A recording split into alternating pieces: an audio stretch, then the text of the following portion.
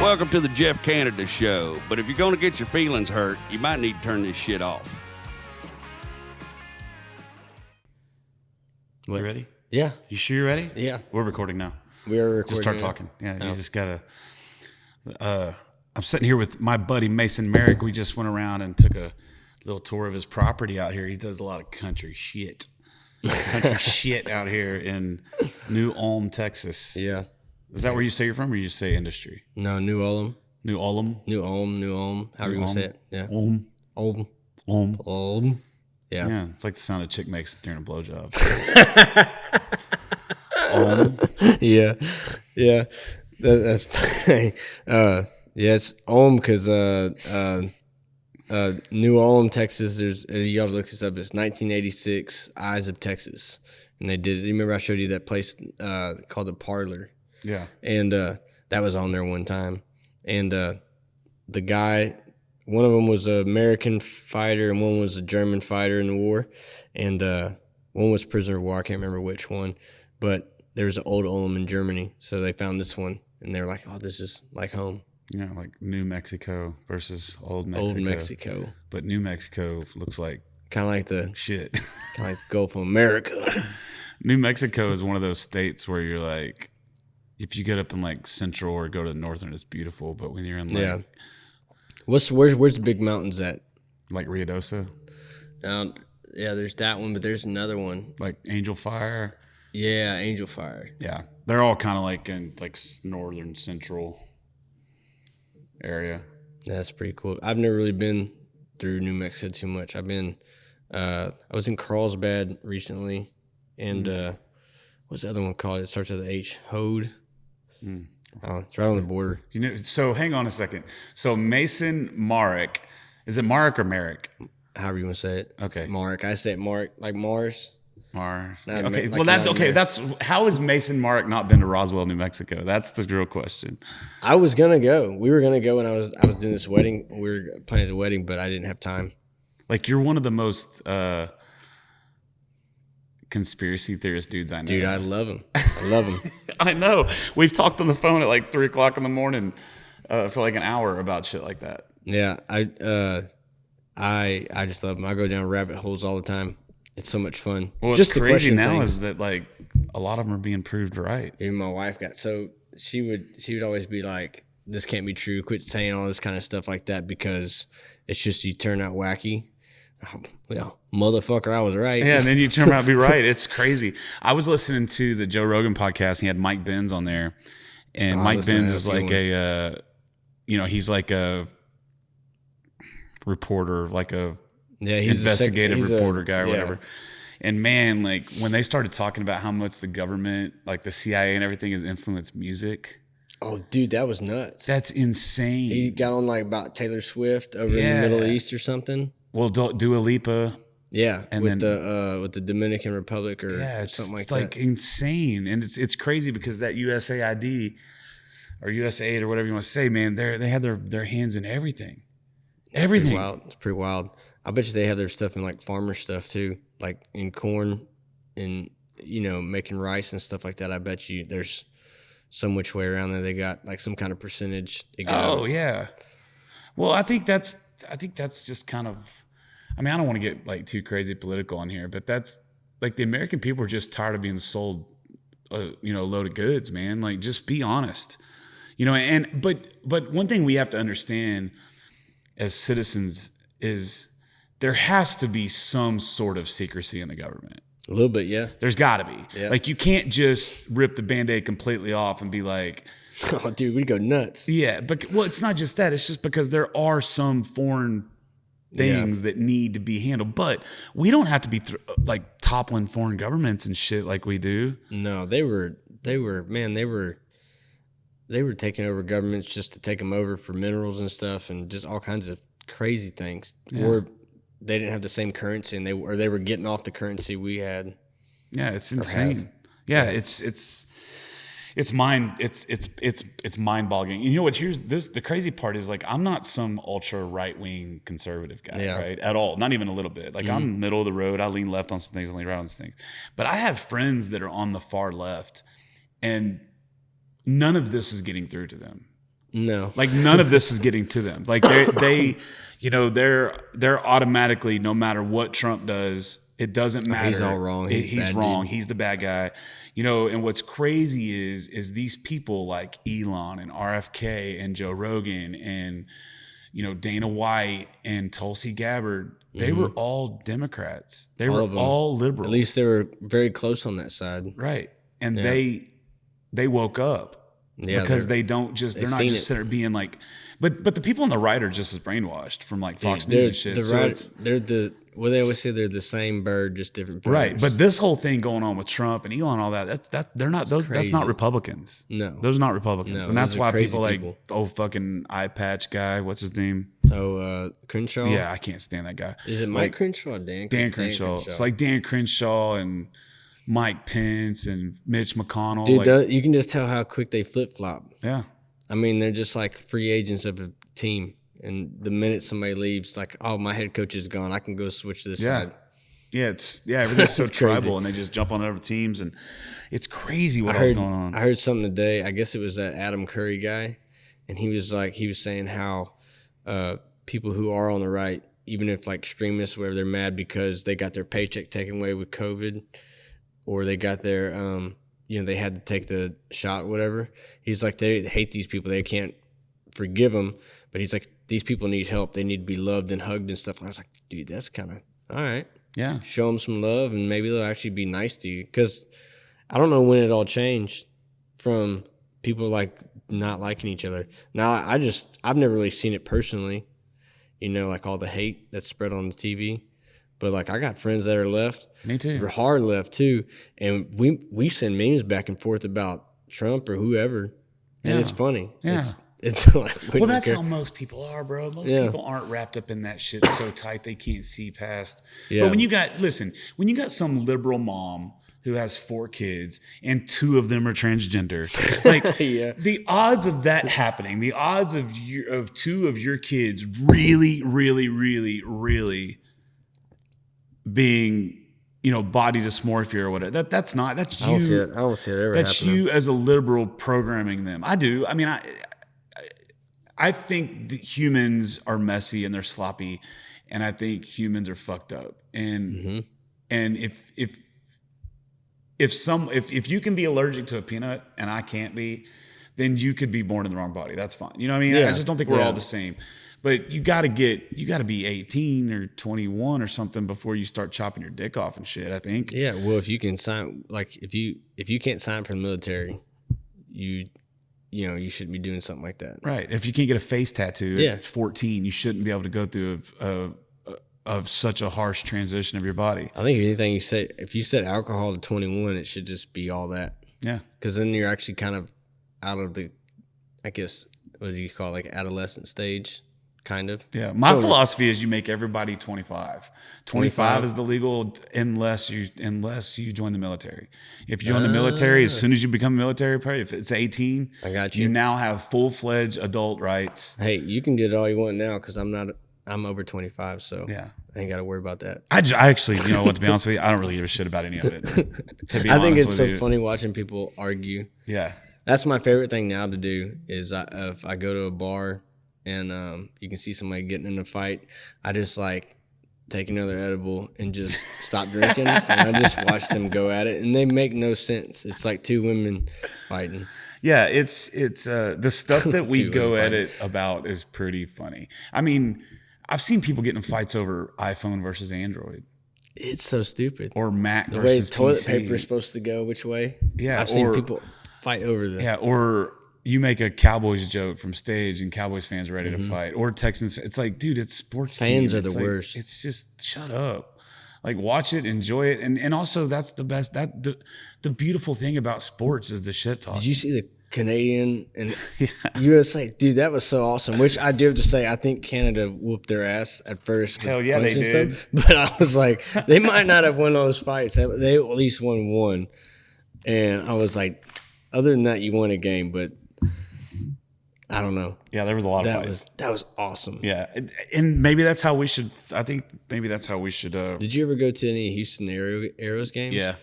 Man, I used to go. We used to go like every Friday or every other Friday, whenever they had a game. They were so much fun. Yeah, it's so much fun. I played there one year. I played an event for them. It was the new uniform unveiling, Oh, nice. and there was like 2,000 people there. When did they It was leave? cool. They left in like 08 or 09? I couldn't even tell you. I was a kid. I don't remember when. I was probably like 12 last time I went. Yeah. I don't, I'm one of those guys, like, I'm a hardcore baseball fan and a hardcore football fan. Love baseball. But baseball, I would rather go watch it live at the stadium than on TV. But football, I would rather watch at home on my TV. So I get the commentary and I can dive into everything. Yeah. I don't really enjoy going. Now, I enjoy going to college games because they're fun as fuck. Especially like, an A&M game. Yeah, but the NBA game, the NFL, there's just like Yeah. so many starts and stops and Well, yeah, live. I think even like the crowds are better. Oh, in college games? Oh, yeah. Oh, for sure, dude. Like Those I watched the Aggie video games are with the ball 1, ball 2, ball 3 where they start chanting and stuff. I was watching one yesterday and they were like ball like 13 and they went through like I think 3 batters already, but it was nuts. I don't know. Yeah. I like stuff like that. But I'm not a big fan of going like to like stadiums anymore. There's too many people. I'm the same way, man. Man, Even concerts. I get weird. I Yeah, get weird about it. like I mean, most concerts. of them I'm stoned when I get there, so that probably doesn't make it any better. but but it's like I don't know. I just when you get to I can't. I went to a bathroom the other day and I couldn't even put my elbows out. I just walked in and like they have a toilet there and like a stand up one right here. I couldn't even put my elbows. Like, man, this feels weird. Yeah. They're really going against the fat man here because he's Yeah. turning away. I think it's weird that we're in 2025 and they still have like restrooms that don't have dividers in between them. You're like pissing in a trough. Or that like they don't have something that as soon as you walk in, the wall goes up. Oh yeah, I could do that too. You know, that'd be pretty tight. Yeah. It has like feet marks. You have to put your feet. I just invented something, dude. Put your feet there and the walls come up. Call it the piss pod. Nobody can walk in on you because the lock don't work no more. Yeah. You have to move your feet for the walls come down. I like it. And And the thing would be is if you were fucking in there and your foot came out this way and now the walls come out, everybody gets a free porno show. dude, yeah. And I think I just created also, something. why have we not come up with the 3 seashell thing? I don't know. Why are we still wiping our ass? Why can't we get to the 3 seashells like in Demolition Man? Remember that? I think it's been a while since I've watched it. Where he goes over to that thing that prints out tickets if you cuss, and he Oh, starts yeah, cussing, yeah. so it puts out paper. He's got yeah. fuck those seashells. He wiped my ass. Oh, Sylvester Stallone movies are so fucking cheesy. I watched Dodgeball again last night. Dude, my kid Gavin, he's 25 now. When he was like 3, Yeah. he would watch that movie like 10 times a day. I watched it with my 2-year-old last night. He was sleeping, but yeah, It's so funny. it was like I told you, it was 2-something this morning. He woke up, I gave him medicine, I put onions on my feet because I didn't feel good. So Yeah, so Mason's like a legit country boy. Like he literally chopped up onions last night and put them on his feet because he wasn't feeling good. That's like some old wives' tale my shit. grandma used to tell me, you do that or potatoes, or if you don't want to do any of that, you do Vicks. Yeah, my grandma, I swear to God, she used to put WD-40. WD-40? She had arthritis, and she would literally, she had a can of fucking WD-40 next to her bed, and she would put it in her hands, she would rub it on her joints. I'm not even kidding. That's crazy. You can use I think it's brake fluid. If like you have oil and stuff, it gets all the oil and stuff off your hands. Oh, really? I didn't never know that. My uncle and them, they'd always wash their hands with brake fluid. Brake fluid. But then you got to wash something to get the brake fluid off. But then you just stink for a while. It's like being sprayed with a skunk. Have you ever been sprayed by a skunk? No. It's fucking terrible. That sucks for you, man. So I've never been sprayed. I haven't been sprayed directly, I was about to say. but my last house I lived in with my roommate, he had 2 pits, and one night he let the pits in the backyard, and they got sprayed, and then they came back in the house. Dude, that house stunk for 3 fucking months. And what's crazy is it's not like the carpet that holds the smell; it's the hard surfaces. So for like 3 months, I'd be at a show and I would smell my hands and I would smell skunk, and it would be like on my belt buckle. It's like cat piss. Yeah, it's so bad. Cat piss is the worst. Cat piss is it's not as bad as skunk. Skunk's the It's worst. pretty close to me. But cat piss is Like the the worst. lasting effect of it. Because I had a cat pee on one of my music bags. And I mean, everywhere I carried it, man, that thing would just suck, dude. I just had to, I just had to tell people, like, it's not me. There's just cat pee on my backpack. That's what I tell him. It's not me, I swear to God. Oh, everything. Maybe that's why I attracted so many cats to the house. Maybe so. Pussy Cats pissing magnet. everywhere. Yep. At the old. That's bad things about male cats. They just piss everywhere in the house. Yeah, the spray on everything. Yeah, nasty. Terrible. That South Park episode. I'm glad we can't spray like that. Well, that'd be pretty cool. I've seen some girls spray pretty crazy.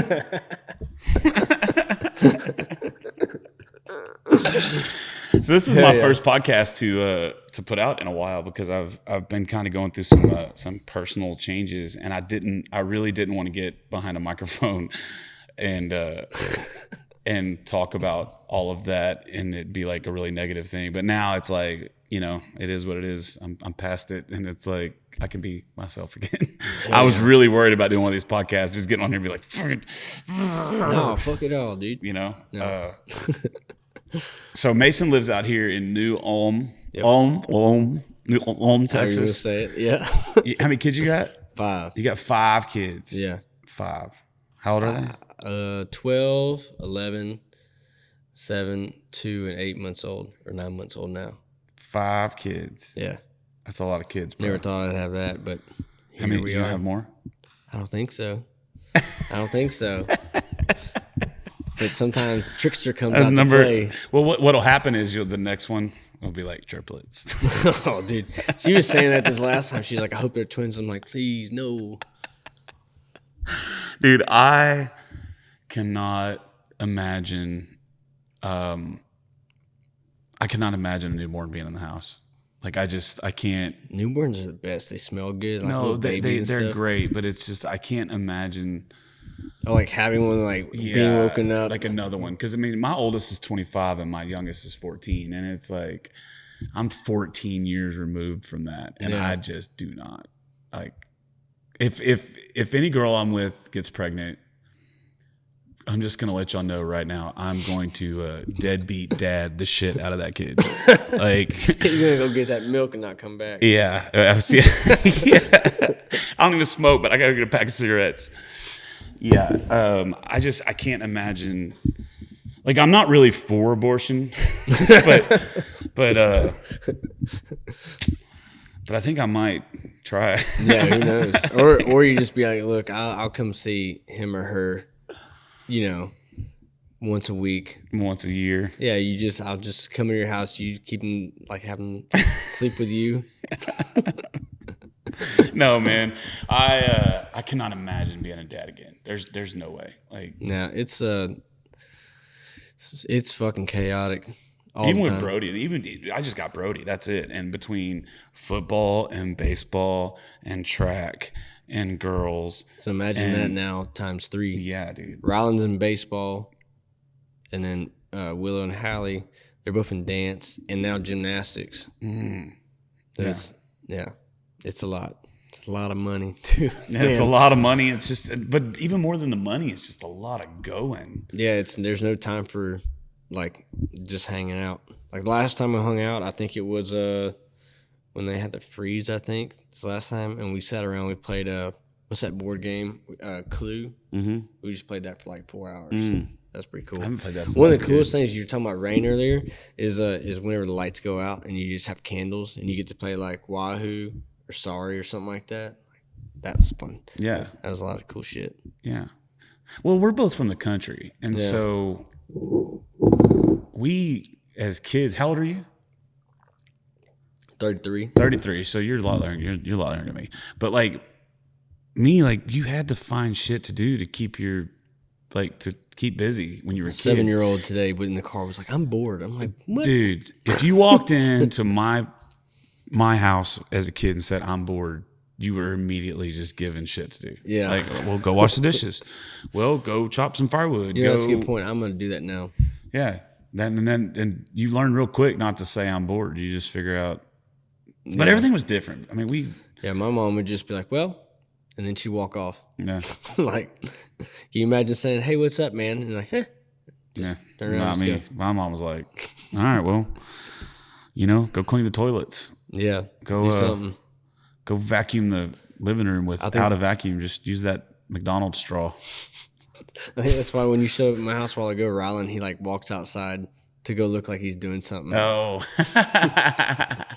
Now, usually he's out there throwing baseballs and stuff like that, but yeah. Well, this property out here, man, this would be a dream as a kid, dude. It was. And like there's like a creek, Cummins Creek, not too far from here. We used to go there, like they had like a rope swing and all that stuff. And there's a bunch of stuff to do out here. Do country shit. Yeah. Yeah. Yeah. It's fun. Yeah, and you ain't gotta worry about nobody messing with you at least. Yeah. The parents are always cool about stuff. And I don't know. A lot of fun. A lot of the fun was hauling hay with friends. Yeah.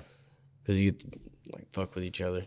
That's the best. When you get to fuck with each other, that's like real friends right there. Yeah, that's the part I still don't understand why I have so many enemies. Like I don't get it, because like I literally treat everyone the same. Yeah. I do. As soon as I meet you, I treat you the same until you give me a reason not to treat you that way. Yeah. I treat everybody the same. I don't understand why there's just so many people that don't fucking like me. And I'm like, is it because I bust balls? What to do? Is that what it is? Because I bust balls all the time? Because I bust balls to everybody. If I meet you, I'm busting your balls. Yeah. Because, and that's the best way of like respect to me. Yeah, it's love. Like, yeah. Like in a weird way. It's not that's, I mean, I guess because I grew up with two brothers and then so many boys like around our neighborhood, it was always just busting balls about everything. I don't want to like be less uptight. Yeah, that's no fun. You know, like just have fun, you know, relax and just fuck it. Yeah. And don't get mad about shit like that. Yeah. Like how, like, man, there's so, I'm trying to think of a goddamn example of that, but so many people bitch about way too much. Yeah. And it's little, it's nothing. It's insane. I had a guy come up to me recently and he was like, I played Wagon Wheel at a show. And he comes up and he goes, "Hey man, you didn't play that song right. You don't have the capo on the right fret." And I'm like, I'm not going to get mad at him because it's just funny to me. But it was like, why would you say that? Yeah, why? Like you had to waste your 3 minutes to walk up here, right? Like why would that even? What good did it do for you? Yeah, yeah. What answer can I give you that will satisfy? Yeah, it's so funny, dude. People are just strange, man. They're human beings are so strange. Isn't it crazy? Like, have you ever sat in a place and just watched people? Yeah. How different that person is to that person, just the way they act. Yeah. And you can tell, like, if you can tell when somebody's not happy with each other. Oh yeah. Like, not like in all of their life, but in that one moment, you can tell why. You can tell she's pissed off at him for doing something. Yeah. I seen that the other day. We went to a 4-H meeting, and I seen. Or no. I went to go pick up to-go food at Galileo's, and I seen the wife. She was just sitting there like this, and I was like, "Damn, what'd he do? He pissed her off." It was Valentine's Day. It was Valentine's Day. Oh no! Yeah, she was pissed off because he wants a steak and blowjob a month. And she's like a month early. Yeah. This was my first single Valentine's Day in like 3.5 years. Damn, dude. Yeah. Are y'all big at celebrating Valentine's Day? I mean, did you buy your wife something cool? No, not really. No? Did you rub her feet? I think we had a terrible day. Oh, really? Kids are all sick and shit. Oh, no. Yeah. So then, you just give them edibles? No, I wish. That'd be cool. Give them edibles and then mom and daddy can have, have some fun time. Yeah, I know. Y'all don't need any more fun time. Y'all got 5 kids. No more fun time for the Marks. I don't know. It's. I think there's more fun to be had, maybe. Like I said, when the trickster comes out, she comes out and just like, yeah, oops, damn, yeah. And I don't know, man. Like sometimes I do think though, like the older that like Bowie gets, he's my 8-month-old. The older they get, I'm like, man, I kind of miss this little chubby little Michelin man. Yeah. And it's cool watching them grow too. Yeah, kids are cool. I say this all the time. Being a parent is the hardest job on this planet. Oh, there's not a harder job on this planet than being a parent.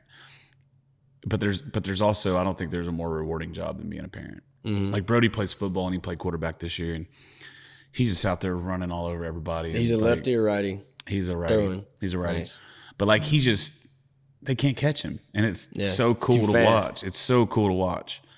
And same thing with baseball. It's really cool to watch your kids. It's like, to me, it's cooler to watch your kids excel at something than it is for you to excel at something, which Yeah. is really cool. Yeah, like Rylan, he plays infield right-handed, and then he'll pitch and play center field left-handed. And he started left-handed, but then he wanted to be like Jose Altuve. So I was like, all right, start throwing right-handed then. And so he does both. Now I'm trying to teach him where he can pitch left and right and get him a universal glove, you know? Yeah. That'd be pretty cool. Yeah, he's pretty good, man. And he wants to do football. Man, I don't know about signing him up for football, dude. I think he'd get wrecked.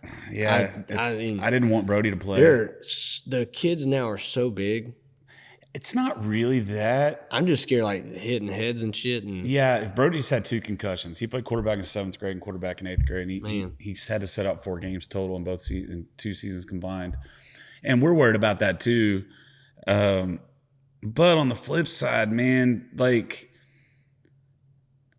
I mean, you could fall off the fucking steps and tear your That's true. ACL. You know what I mean? Like, every single injury I've ever had on my body was not from doing sports. It was from doing something stupid. Were you drunk? Yes on one, no on the other, and definitely not on the other because I was in the Army. Yeah, but definitely once I was drunk for sure. Yeah, sometimes that kind of helps. Yeah, or hurts. Or hurts less. Makes it hurt hurt less. I busted my face right there. In here. That's where I got 8 stitches in my forehead. We were playing, that pool table was in here, but we were playing pool, and every time you missed a shot, you had to take a shot. And I missed a lot of shots. All I remember is waking up in the hospital, and they're stitching me up. Really? Yeah. Cracked your noggin. Yep. How old were you? This is like 5 years ago. Yeah, so you were old enough to know better. Oh yeah, dude. Oh yeah, I was just being dumb, stupid. All the kids. Well, we only had Willow and Rylan, and yeah, so that probably 7 years ago, or even 8 before Hallie. But yeah, that was just being dumb. Didn't have nowhere to be. Yeah, just getting trashed with your friends, and then wind up in the hospital. Yeah, it sucked. I bet more people end up in the hospital for that reason than they do for any other reason. Probably. There's a few guys I know where they crack their teeth open falling like on the slab or something like that. Yeah.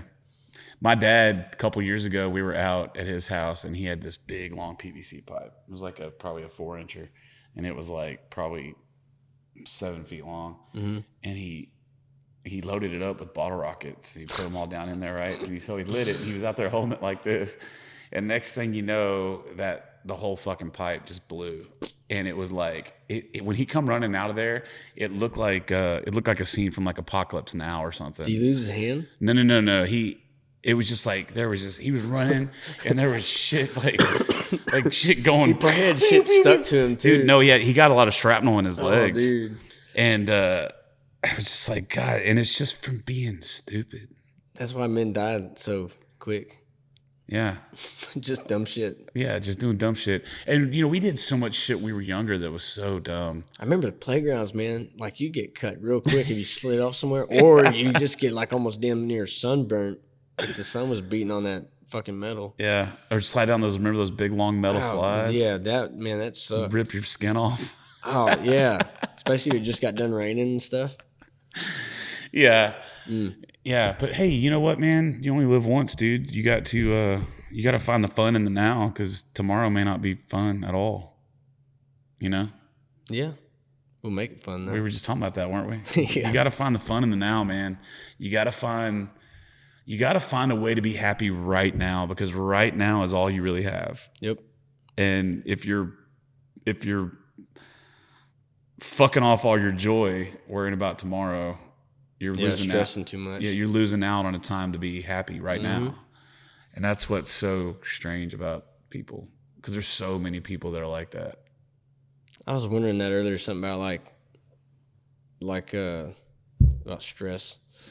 I just wondered, like, why are so many things so stressful sometimes? Like, why does it have to be stressful? Right. Like, why is even the thought of it, I guess. I don't know. Do you ever get do you have anxiety? Do you get stressed out? Because I don't. I don't know if I have anxiety or anything, but like there's some things that stress me out, like just besides the music business. The music business can't. No, like just money wise too, like being able to buy groceries and stuff and make sure it's up there, like where I guess I always gotta look at my phone like, all right, there's enough in there. Yeah. And it's just constant. And if I get sick or if something else happens, then how's that money gonna come in? Yeah, like if the onions on your feet don't work. Yeah. What do you exactly like? How are you gonna make it? Yeah. But it always works out. But usually, like when I had COVID, dude, I just drove in the dump truck. Yeah. He was like, my dad was like, "You're not gonna get anybody sick." I was like, "All right, that's cool." Dude, let me tell you something. We never stopped when dude, COVID happened. so the first year in 2020, I got it once in 2020, and I followed all the rules. I was really sick in bed for like 6 or 7 days. Then the second time I got it was in 2021, and I still followed the rules. In 2022, I got it, and I had a show that night, and I'm like, I'm not canceling any more fucking shows. Yeah. Like, I'm going to play this show. Yeah. And guess what? Nobody died that went to my show. So the COVID thing, the COVID thing is one of those weird things because I remember as soon as they canceled South by Southwest, because South by Southwest was one of the first things they were canceled. And I'm like, well, that figures because it's a bunch of fucking liberal dipshits about nothing. And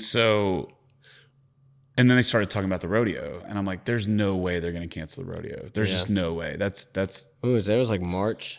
Well, it was February is whenever they made the decision to cancel the rodeo, but then in March they canceled. It was March 17th because of St. Patty's Day. I was playing House of Blues in Dallas, and they still had it that day. Well, I was supposed to play at the Goose's Acre on the 17th, and we went in there, and they basically shut the whole thing down. And then the 18th, I went and played in El Campo at Greek Brothers, and they made us shut our show down early, and they closed it there too. And so, but I remember when everything was going on, and it's like one of those things where, again, I'm not some dipshit that has no heart. I was like, okay, let's shut this down for a couple weeks. Yeah, a couple weeks is like fine. or a month or whatever it is, and slow the curve and all that shit. But the problem is, then the government gets involved, and when the government's involved, you're fucked. And so that's what happened. It's basically then you start seeing where all the money's being paid out to give people these incentives not to open their places and not to do this and not to do that. Yeah, and I'm not surprised that it took California 2 years to open back up. Yeah, that place went nutty, but my place has always been nutty, but it's definitely nutty now. They've turned the most beautiful city in the United States into a total shithole. Looks like it. San Francisco? I've never been in any of it. Yeah, San Francisco is one of the most beautiful cities in this country. Isn't it crazy though that they, not to get back on the conspiracy shit, and not conspiracy, but when they clean the streets up for that. Oh, for the Chinese guy? Yeah, China. Dude. Well, they're back to shit. Yeah, it's crazy that they can do that. But well, there's literally an app. I didn't believe this, but Eris. I hired Eris from San Diego. Mm-hmm. He moved here to play with me, and when he got here, he showed me this app, and basically, it's an app that both in LA and in San Francisco that shows people check in where the human poop is. It's like a Pokemon Go thing or whatever that app that game was. Yeah, except it's poop. It's poop. Except it's opioid filled poop. Is what it is. But man, it's like the government just fucks everything up. Everything. And so when that started happening, man, I was one of the loudest people, the loudest critics about it. I was like, fuck that shit. Fuck the mandate. Fuck the masks. And it wasn't because it wasn't because I'm some genius. It wasn't because I'm a virologist or something. It's just because I know that anytime the government gets involved and they start telling us we have to do something, there's money behind it. Yeah. And it's every time. You go back to the freaking Indian days. You go back to the Pony Express. I think they did it even with like Coca-Cola. I found out that like the whole reason they made Santa Coca-Cola was to get like more marketing or something like that, but it also was to add more sugar and all kinds of more shit to your diet. Yeah. I think so. I think that's right. That's probably wrong, but well, dude, if you go back and look at the way that they set up the food pyramid, and that was all put together by the sugar company, by the sugar industry, by the Kellogg's. Can you believe that shit? It's crazy. And so we were told the whole time that bread That's good for you. Like bread is like the base of your shit. You know what I mean? And so you're like eating this granola bar thinking you're eating something healthy, and you look inside the shit and it's just a bunch of. Yeah. And I think and they tell you like, oh, you can't eat a lot of red meat because it'll get high cholesterol and give you a heart attack. Which is, man, and red meat's so good for you. Right. Yeah, it's crazy. Yeah. That's what I was telling about when we had a bad day on Valentine's Day. We got got into it with the HEB pharmacy because we're like, I was like, I don't want Red 40 and an antibiotic, you know. So then we got on the phone. We had to call the doctor. We'd do all this shit just for them to give the one with no dye in it. But yet you're the one that's a conspiracy theorist. That's what pisses me off about it. It's like, no, I don't want my kids to have. Why does my kid have to have all 1,000 of these vaccines? Why is he getting a sexually transmitted disease vaccine at fucking 6 months old? The minute they come out, they usually get it. Yeah, but the problem is you can't say that because then you're considered a conspiracy theorist or a vaccine denier. I'm not a vaccine denier. I told my parents to get it. Yeah. They were in that age range, and they could. Well, my deal was if I did not get it because I was scared of it. I did not get it because I didn't have to. If I would have been given an opportunity, like say, hey, we want you to go tour Europe, but in order to do that, you got to get the vaccine. I would have got the vaccine. Yeah. I don't know. But you're talking to a guy that'll lick a doorknob. I don't give a fuck. I don't care about germs. I don't care about none of that shit. Man, I always think about it is people care about germs and COVID and shit, all stuff like that, but they don't understand the daily stuff they do that's just as worse than COVID. Listen, liberals, in the flu, man. Real liberals. I mean, these ones that are so about these electric cars and all this stuff, and anti-fossil fuels, and they don't realize that everything they're doing it has oil byproducts in it. Yeah. Literally everything. And then your phone. Hey, guess what? Your phone that you are doing all these social justice warrior posts on TikTok or whatever the fuck you're doing, or you're arguing with somebody, or that entire phone is built up by either A, oil byproducts, or B, cobalt, which should stand against everything that your liberals stand. Especially how they get it. Right. Yeah. So it's funny because you can't even have that conversation with anybody. You can't even question it. Right. And that's the whole point, when you would go into school, they would always tell you ask questions. Yeah. So you know more. But that's everything. Let's get to the music industry. I met with probably 6 or 8 different producers to produce my new record, to figure out who I wanted to use. And man, I grew up in the days of Bob Rock and Rick Rubin and these these magical producers. And what a producer used to do is you would go into the studio and they would try to get as much originality out of you as they can, right, for the song. Okay, how can we make this song sound different than everything else but still sound good? Yeah. But now the producers are like, nah, we're gonna use this track, we use this guitar player, we're gonna do this because it sounded really good on Cody Johnson's record, or it sounded really good on this record, or whatever. And you're like, throw it on there. Yeah, and they're so I'm like, no. I'm trying to build something different and unique and amazing and original. I'm not trying to sound like Jelly Roll. I'm not trying to sound like Cody Johnson. Mm-hmm. But yet, people are such sheep. And it's infected everything now. I don't know why they would. I don't know why. Maybe they just think it works better. I don't know. Or maybe they're just lazy. Well, I don't think it's that they're lazy. I think it's that everything now has to have a dollar figure attached to it, and everything now is about money. And it's no longer about being original. It's about money. It's about fame. How can we get you famous? Well, we can get you famous by putting these snap tracks on this song and have you sing about fucking Yeti coolers and doing a TikTok dance and TikTok dance. Showing up to the Grammys in a fucking see-through skirt, or it's all about that shit and not so much about the music anymore. Yeah, it's not been about the music for a while. Right. And what's crazy is every single person that I know that's in the music industry, with the exception of the people that are using AI to do shit and the people that are like searching for fame, and I could list that list is a mile long.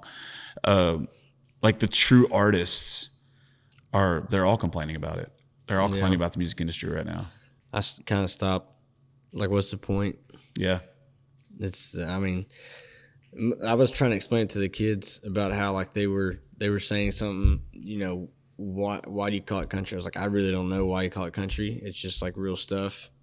And I was like, everybody, I guess they're having an argument about somebody like this genre and someone like this genre. And I was like, why does it matter? Why can't you just like that and you like that? Well, right. Yeah, I'm the same way. And if you don't like it, don't listen to it. Well, how about we just all stop putting people in boxes? And why put labels on everything? Yeah, got to label everything. Yeah. That's like cowboy hat. No, it's just a hat. People ask me, they're like, Mason, what kind of music you play? I was like, I don't know, whatever the fuck kind of music I want to play. Yeah, whatever comes out of my mouth. Yeah, and they're not. I don't know. I've been trying to learn a few songs, like a Bruno Mars for my daughter. She wants to sing one of them, and they listen to some weird songs. But I mean, like, I can see why they're not. I wouldn't say they're weird, but I don't know. They're catchy songs. I see why people like them. Yeah. I think it all comes down to a frequency thing. Like but a bunch of people like to complain about what's real country, what's not real country. But a lot of those people are the older generation, and they grew up. You had what was on your radio dial. Why do you think they complain though? But you get what I'm saying? All you had was on your radio dial. Yeah. So if you were listening to, whatever, B4976 radio. Yeah. Is that the wind? Oh. And if I die here, I'm going to be mad. I'm gonna be upset if I get sucked away by a hurricane. It's like that's all they had, right? And so like. What's going on? What the hell is that? It's got to be the wind. Let me see. That's got to be the wind. It's so funny. Your building is naturally farting. I told you this place might be haunted. Sounds like a weed eater. It does. What the hell is that? It's like, gotta be the wind. 20 miles an hour right now. I don't know if they'll be able to hear. I don't think they'll be able to hear it from the microphone. Should be fine. I'll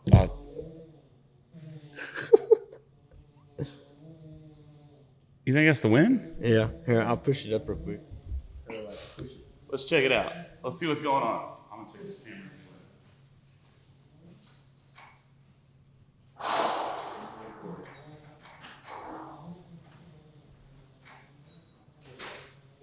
What is it?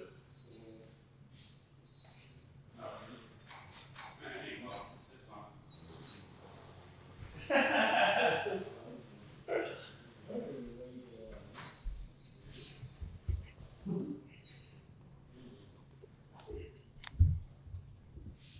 Don't worry about it. Yeah, it'll be fine. We just have fart noises in the background of our podcast. I didn't know the wind was coming this way. So what I was saying is like when all they had was a radio dial, right? So if you would leave it on that radio station, and so you would be fans of whatever that radio station played. And if it was a country station, it would play George Strait and Alan Jackson, or older would be Willie Nelson and Waylon Jennings. But now there's so many different ways to consume music, and there's so many.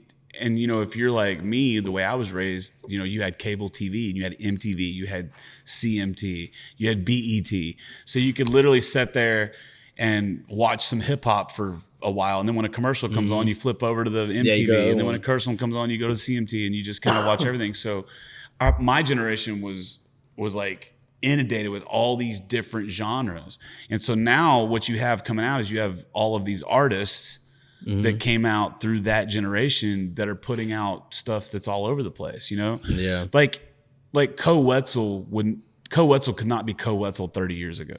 No. Do you know what I mean? Yeah, no. he'd be scrutinized for that too. Right. Just it's different music. Yeah, but it's like, that's not country music. I mean, okay, like, Yeah. go to the concerts and what are people wearing? I always just wonder what they like, why they complain, like just because you don't like it. Right. Yeah. But see, I guess it kind of goes back to why they would complain was like with Elvis and them, because they were like, oh, that's the devil's music. Oh yeah, Johnny Cash and so shit. It kind of started with that, and then people didn't like this music because it incorporated this that they didn't like with the next generation.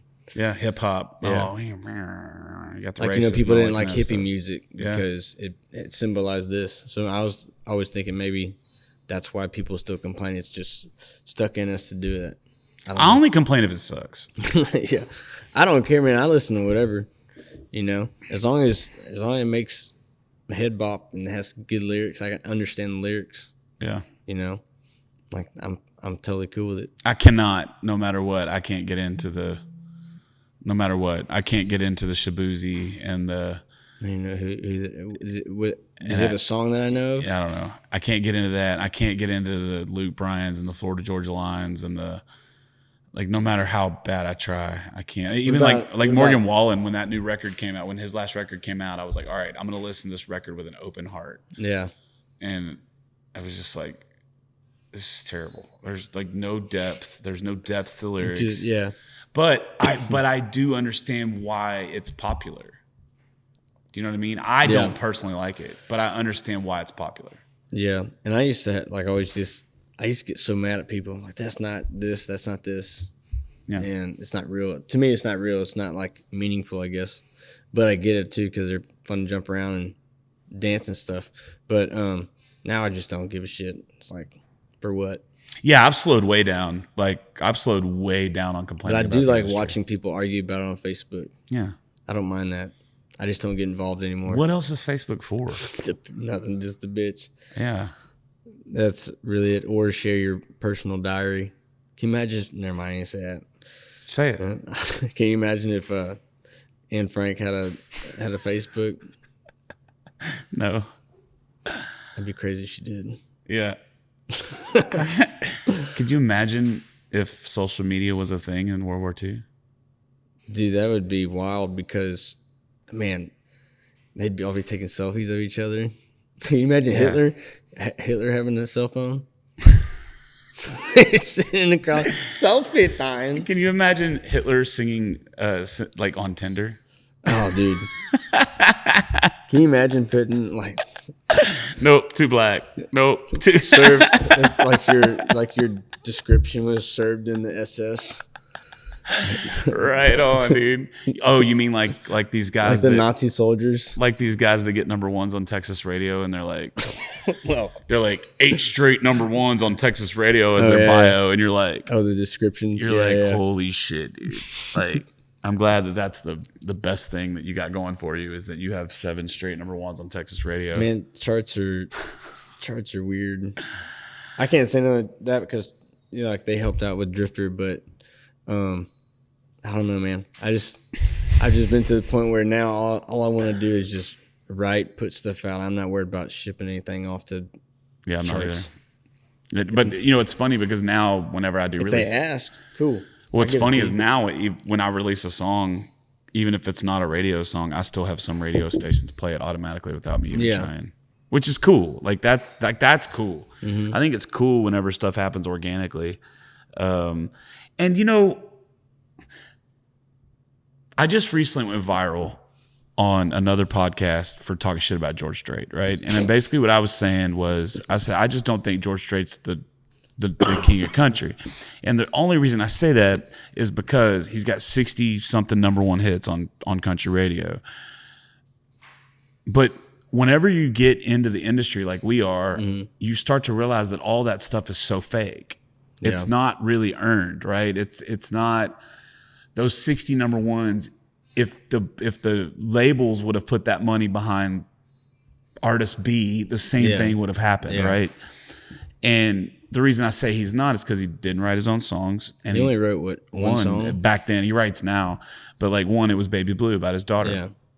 And so, and like, that's the only reason why is because when like the Grammys and number ones and all that stuff, it's all fake. It's all built on monetary shit. Yeah. You know, every now and then you'll have somebody break through the zeitgeist, like Oliver Anthony. You'll have him break through that has nothing to do with the radio, but they don't stick around very long because the radio, like the labels come in and they close all those loopholes. They put his name, like, you know, everywhere you've see his name everywhere, and then now you just don't see it anywhere. Yeah, at all. They put because he didn't play the game. Yeah. They put a snatch on that shit real quick. And guess what? He took way too much of their money. Yeah, and that's never going to happen again because the labels came in, and same thing with the Spotify playlist. You know, let's talk about Drifter real quick. You got in with Texas Music Pickers. Is that 2019? Yeah, or 2018. So 2018. Yeah. So before COVID. Back then, all of those playlists, the editorial playlists by Spotify, they weren't owned by the labels. No. So you could get put on 3 or 4 good playlists, and next thing you know, your song has 1 million spins. Yeah, especially like then. I think that was when, I don't know when Spotify came out, but I think that's when they started making a lot of stuff for artists. Yeah. I think. I'm not really sure. But now the label, when did the labels start taking over Spotify? I can't tell you, but you know, probably they got all that money and they just basically sunk a bunch of money into it, and now they control who goes on the editorial playlist. Man, I was thinking about that shit one day. I was like, if Drifter has like 2-something million or something like that, but I was like, can you imagine me getting just 50 cents a stream? I would be able to pay a lot of shit off. Yeah. But I've looked at it, it's like 0.00031.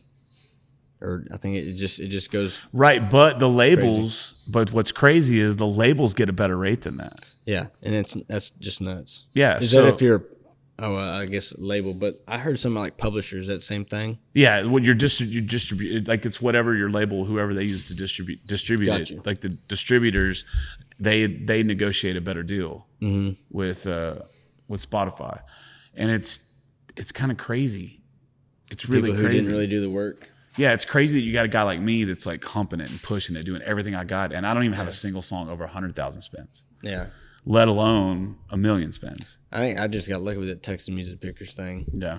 I don't know. Well, you hit your stride in the right time. Yeah. It was the right time. A lot of people did back then. And also, I think there's some people got mad because I was just like, I didn't mean ever like write and all like do all this music shit. A buddy of mine, Gary, owns Smokies over here in Belleville, and we used to go to open mics over there all the time. And he just told me you should go record these songs. I was like, all right, cool. Like I didn't really think anything of it, and I was like, let's just see. So then that happened.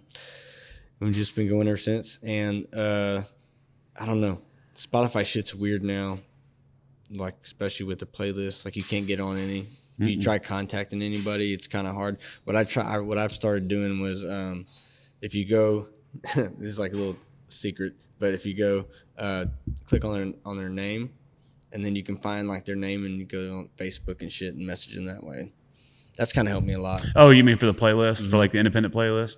Yeah, you can do that. Oh, here's some real fuckery, and I talked about this on the podcast before, but because of the way these distributors do things and because of the way Spotify does things, if there's a particular artist that I don't like, let's just say Trent Cowie, right? Let's just say me and Trent Cowie get a beef, right? And now I don't like Trent Cowie. Like, fuck Trent Cowie. Not really. He's one of my close friends. I love that dude. But what I'm saying, let's just use him as an example. If, let's say him and I get into like a tiff, right? Yeah. And I got 500 extra bucks over here that I don't really care about. I don't need it. It's whatever. I can do whatever. I can literally take one of his songs and pitch it to one of these botted ass fucking things and have his songs removed from Spotify. What? Yeah. And it's happening. Wait, so I could pay somebody. So you could say, let's say you have an enemy, right? Yeah. It's like, let's say I won't even say who my enemies are, but one of I had the musician that I just hate the most. Yeah. I could take $500 and I could go to like Playlist Push or one of these like botted, these Spotify playlists. And I could just copy his Spotify link, put it up there and promote his song. And he'll get all these botted fake spins.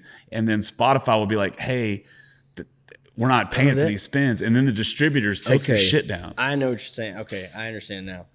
That happened to somebody I know recently. I can't think of who It's happened to quite a few people I know. Guy out of San Antonio, he lost a bunch. I think he lost his whole page. Yeah, I've know quite a few. Nuts, And now, man. but like me, I paid one of those things like back in 2021. For Ride With Me, I used one of those botted deals, and Smith Music immediately came to me like, "Hey, like these spins are not going to be. You're not going to be paid for these spins." Yeah. That's fine. If you want to tell me, "Hey, you're not going to be paid," I haven't done it since then. It wasn't a lot of money, but like, if you want to tell me, like, "Hey, knock that shit off. We're not going to pay you for those spins." Yeah. Okay, don't pay me for the spins, but Don't take my shit off. but don't take my shit down. Like that's yeah. So the whole music industry is fucked right now.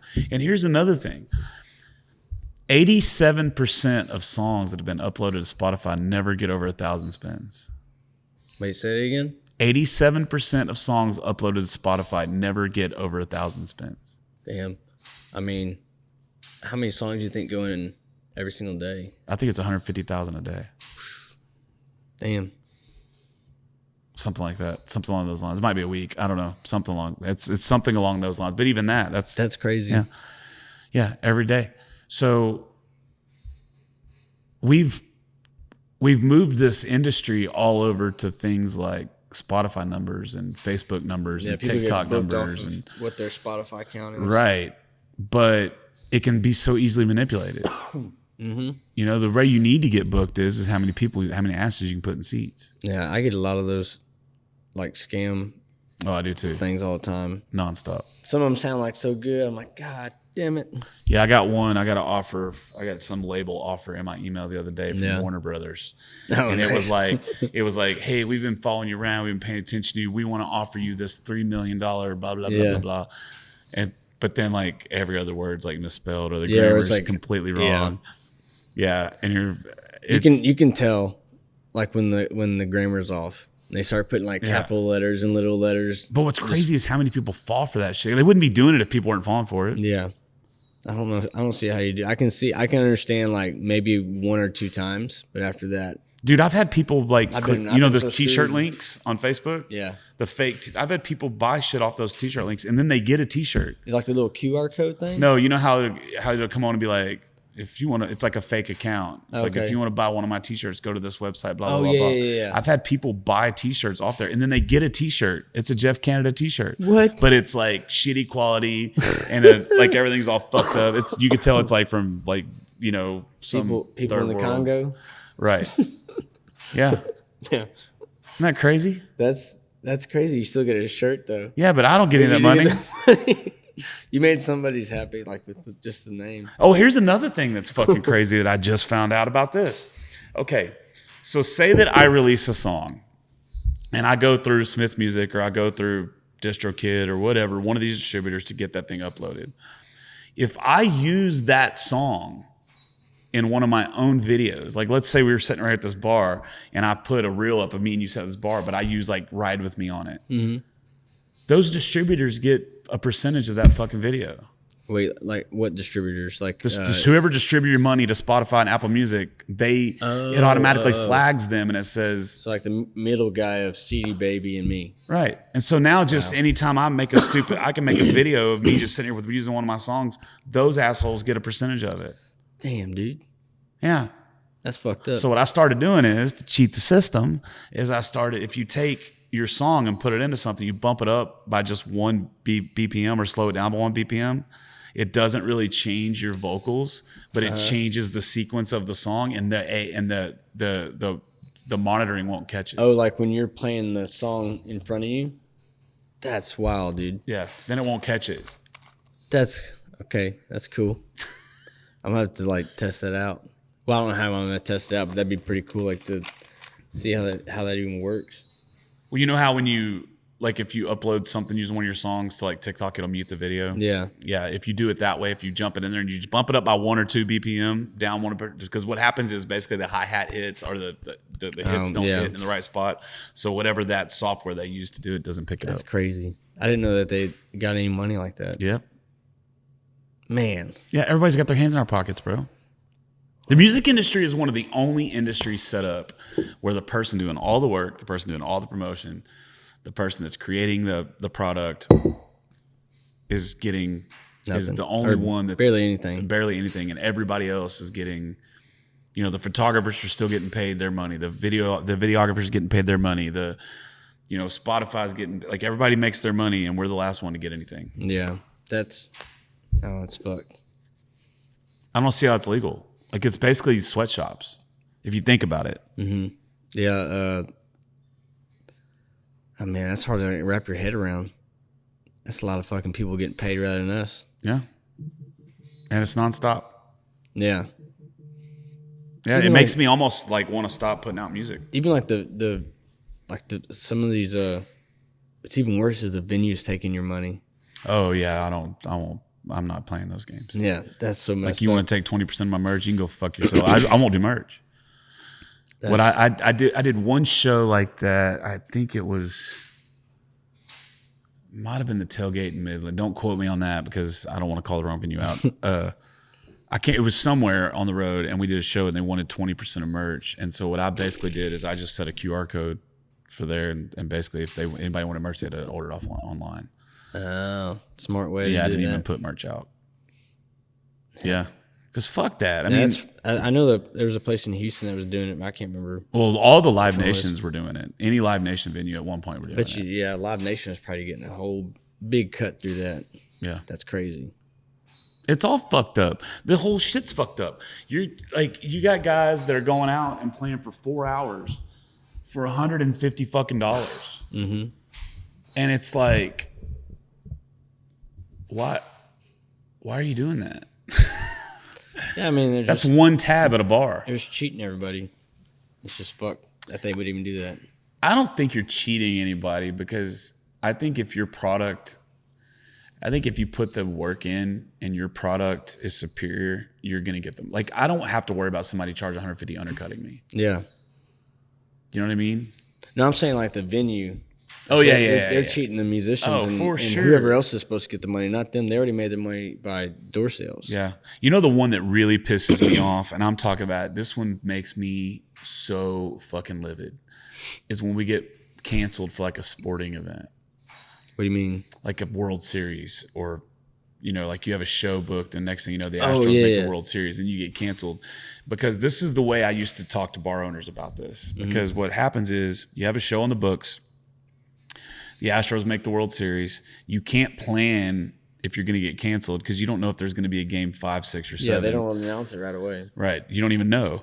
And so, or flex scheduling, whatever. It could be all kinds of screwed up shit.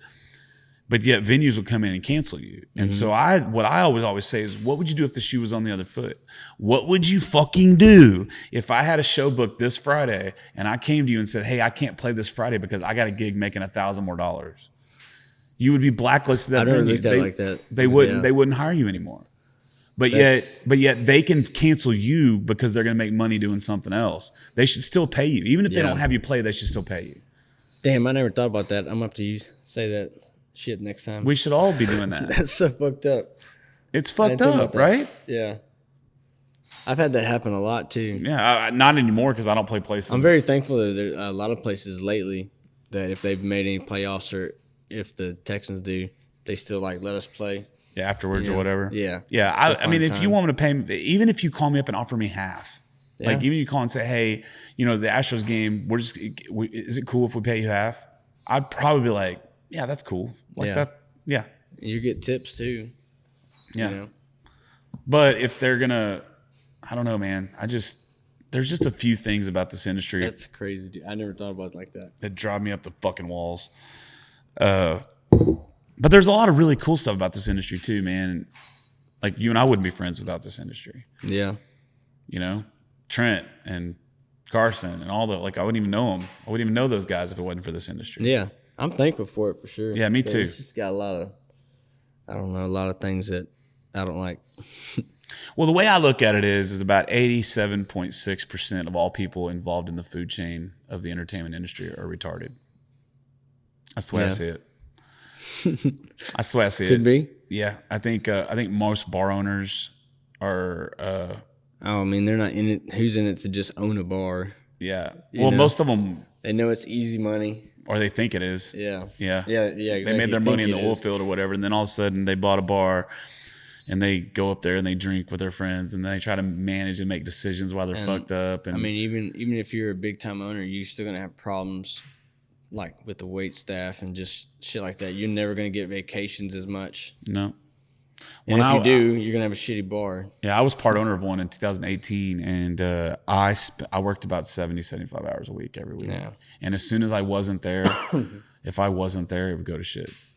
Yeah, And that's what it takes. Nobody. And that's what it takes. But that's what it takes to build any business. Mm-hmm. You know what I mean? No matter what that is. I'm just saying, most people don't own bars, just to own one. Yeah.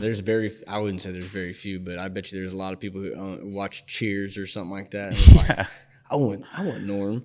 Or they go to the bar. Yeah. They hang out at a bar and they're like, oh, I could do that. Yeah. Okay, have fun. Yeah, I mean, there's Ernie over here. Man, I felt like he liked doing that. Always mingled with people. Drink that nasty Robert Earl honey beer. But, yeah.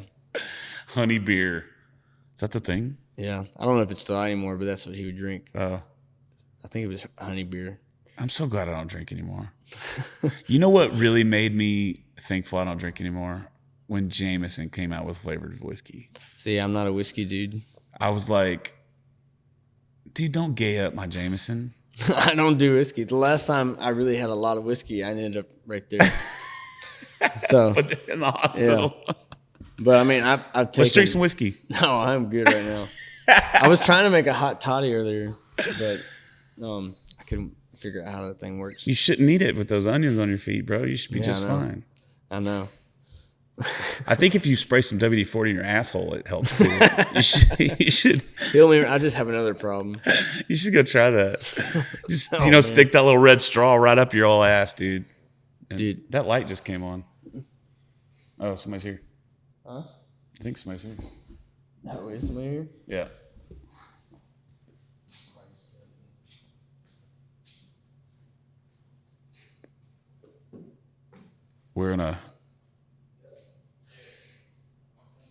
We're haunted.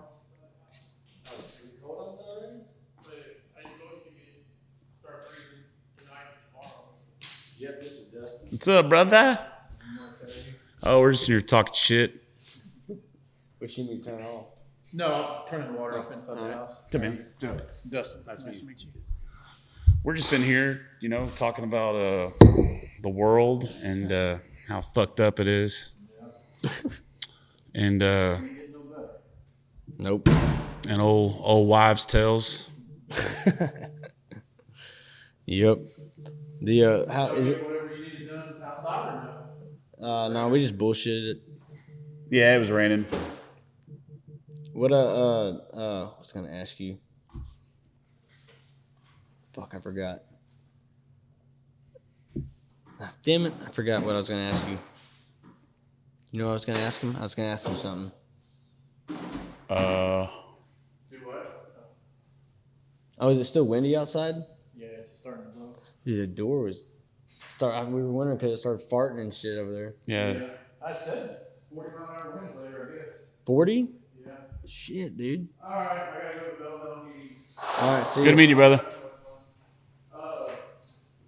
Everything is here fine, but the water's gonna be off in the old house. Okay. All right.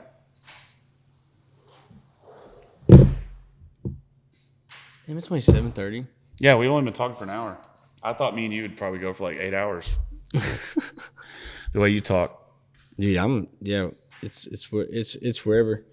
You know what's really cool is I have so many musician buddies that will call me at like 2:00 in the morning, and you're one of them. Somebody did it the other night, and we ended up talking. Oh, it was Chad Cook. Oh, hell yeah. So Chad FaceTimed me the other night, and we ended up talking for like an hour and 40 minutes. Yeah, I do that a lot. Yeah. Especially if I've been sitting up drinking for a little bit, playing guitar. I was like, hey, I wonder what Will's up to.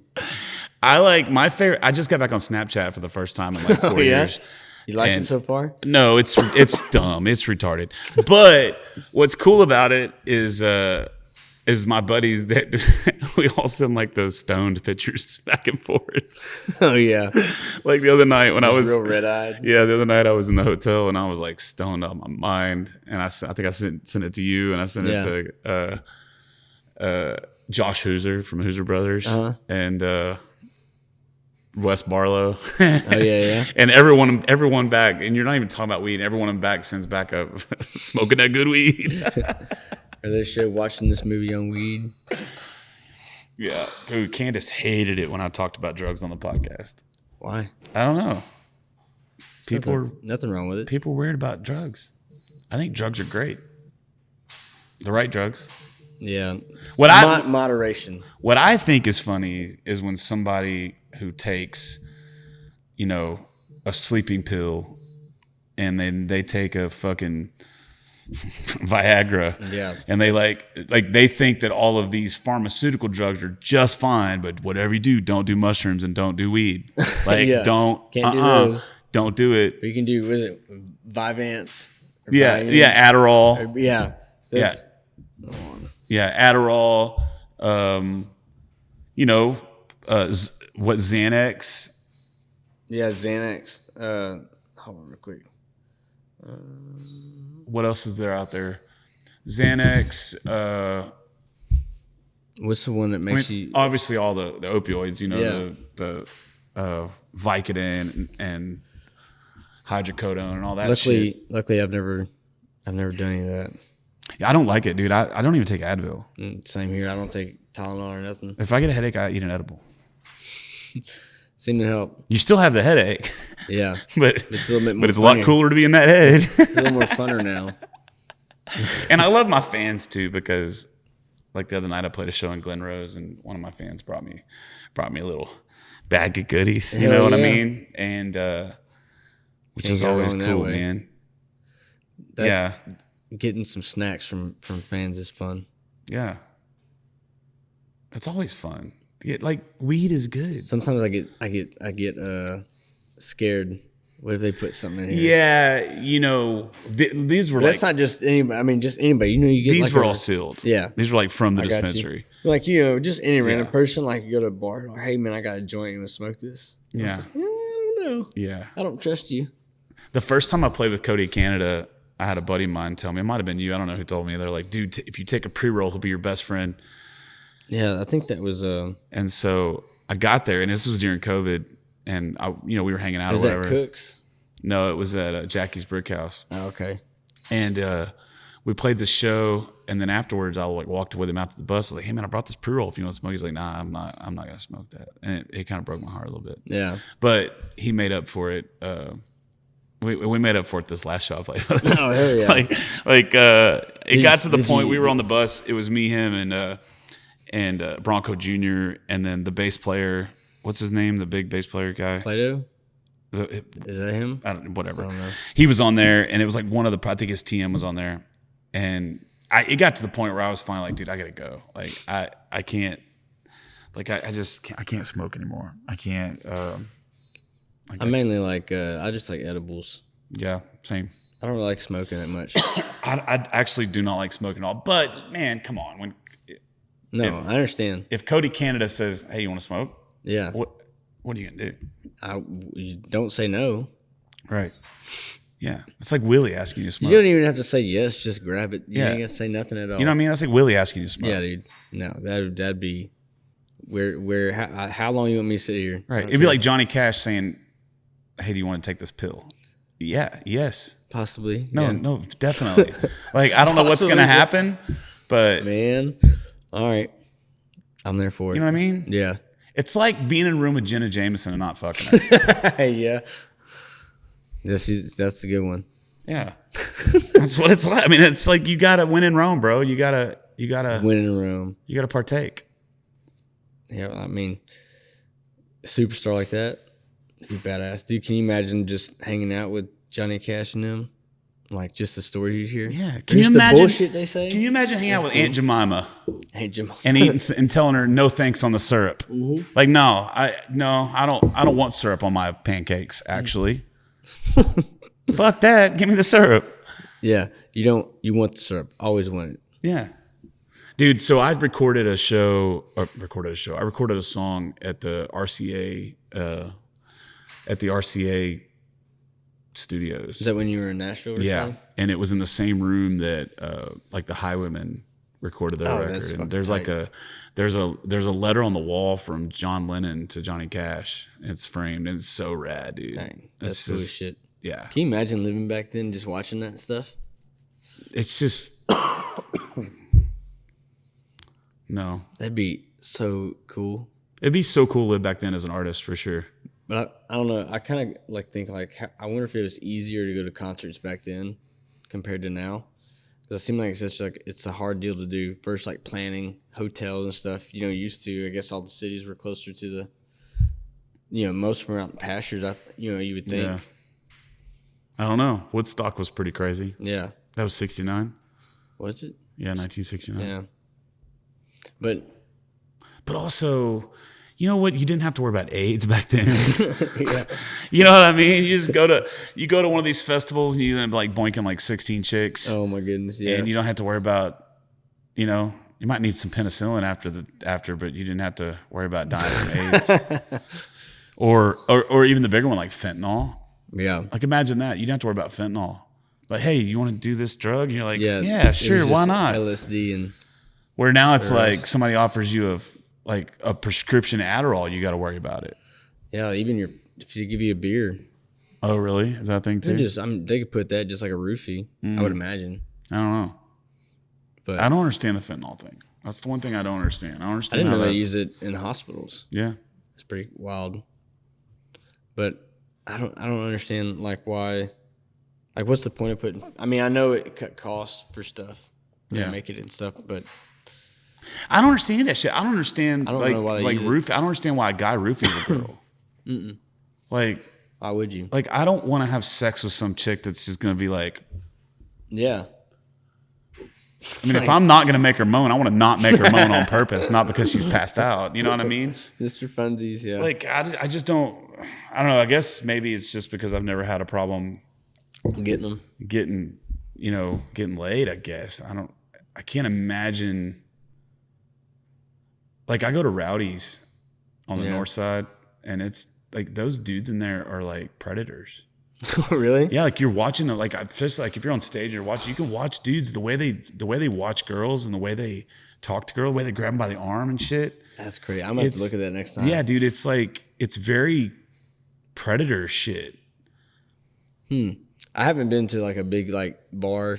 I mean, I told you I was in Bourbon Street, but I feel like that's different. Like if you go like to a bar like the Tap or something like that, like I haven't been in one of those in so long. I feel like, but people, you can definitely watch people watching each other. Yeah. and, like it is kind of weird sometimes. Well, dude, you know the thing, dudes are fucking weird and girls are Yeah. fucking assholes. So it's like, you know, it sucks because like dudes get the stigma of being assholes. Like we get the stigma of being pieces of shit. Oh, that dude cheated on that. Dude, Yeah. the shit that girls have done to me in the last 5 years is like, it's disgusting. It's like really legit disgusting. And so I don't do this whole dudes are the problem anymore. It's equal. It's both sexes are fucked up. Oh yeah, I've seen some videos where have you seen it's a like a comedy short thing, but the girl's getting mugged and the guy's like her man is standing up to the side not even helping, and she's like, "Are you not gonna help me not get mugged?" And he's like, "No, you're an independent woman. You can do it yourself." Dude. It might, I don't know if it's because I'm like newly out of that relationship, but that whole independent woman thing it's annoying as fuck for a guy. Like you're gonna sit there and tell me you don't need me, tell me you don't need me, tell me you don't need me, tell Yeah. me, and then whenever I'm not there for you, you're gonna get upset because I'm not there for you. Yeah, Like that's fucked up. You don't see dudes going around being like, I don't need no fucking woman. yeah, None of us would say that.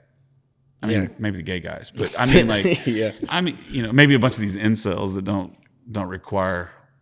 know what. You know, the older guys. Yeah. Nah, I don't know about that. Them some No. horny motherfuckers around Yeah. here. Like, I need a woman. I ain't gonna lie. I need a woman around.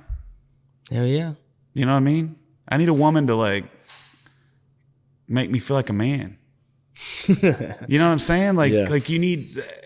I just don't understand that, why you would want to put out this fucking thing that I don't need no man. I don't fucking need no man. Well, no, nobody needs a man. Yeah, I never understood the whole I don't need a man thing. I mean, obviously you need a man to make a baby with you. Yeah. So in that aspect you do. Yeah.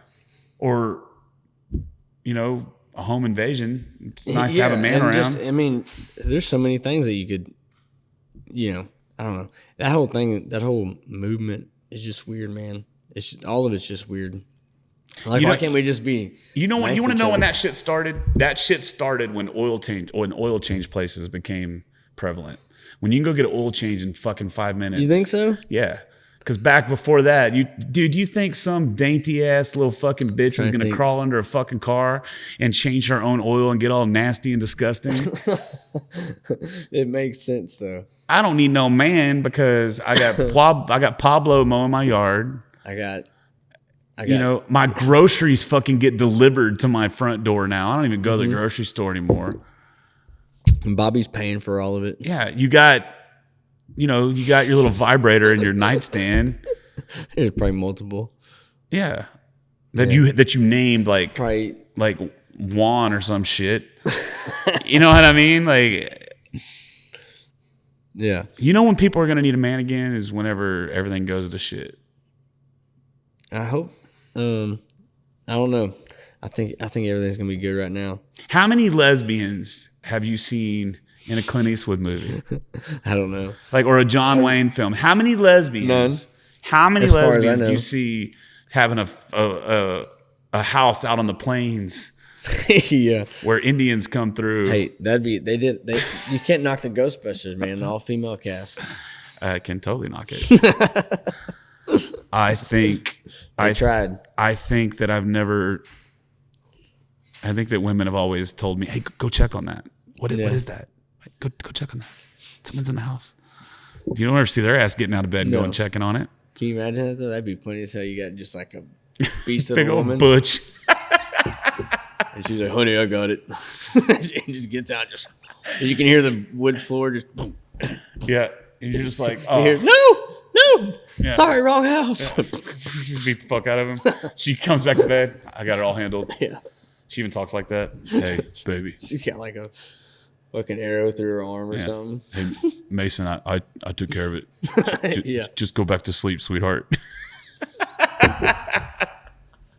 Maybe that's what they should do. They should remake, how about you remake The Cowboys, that John Wayne flick with nothing but chicks.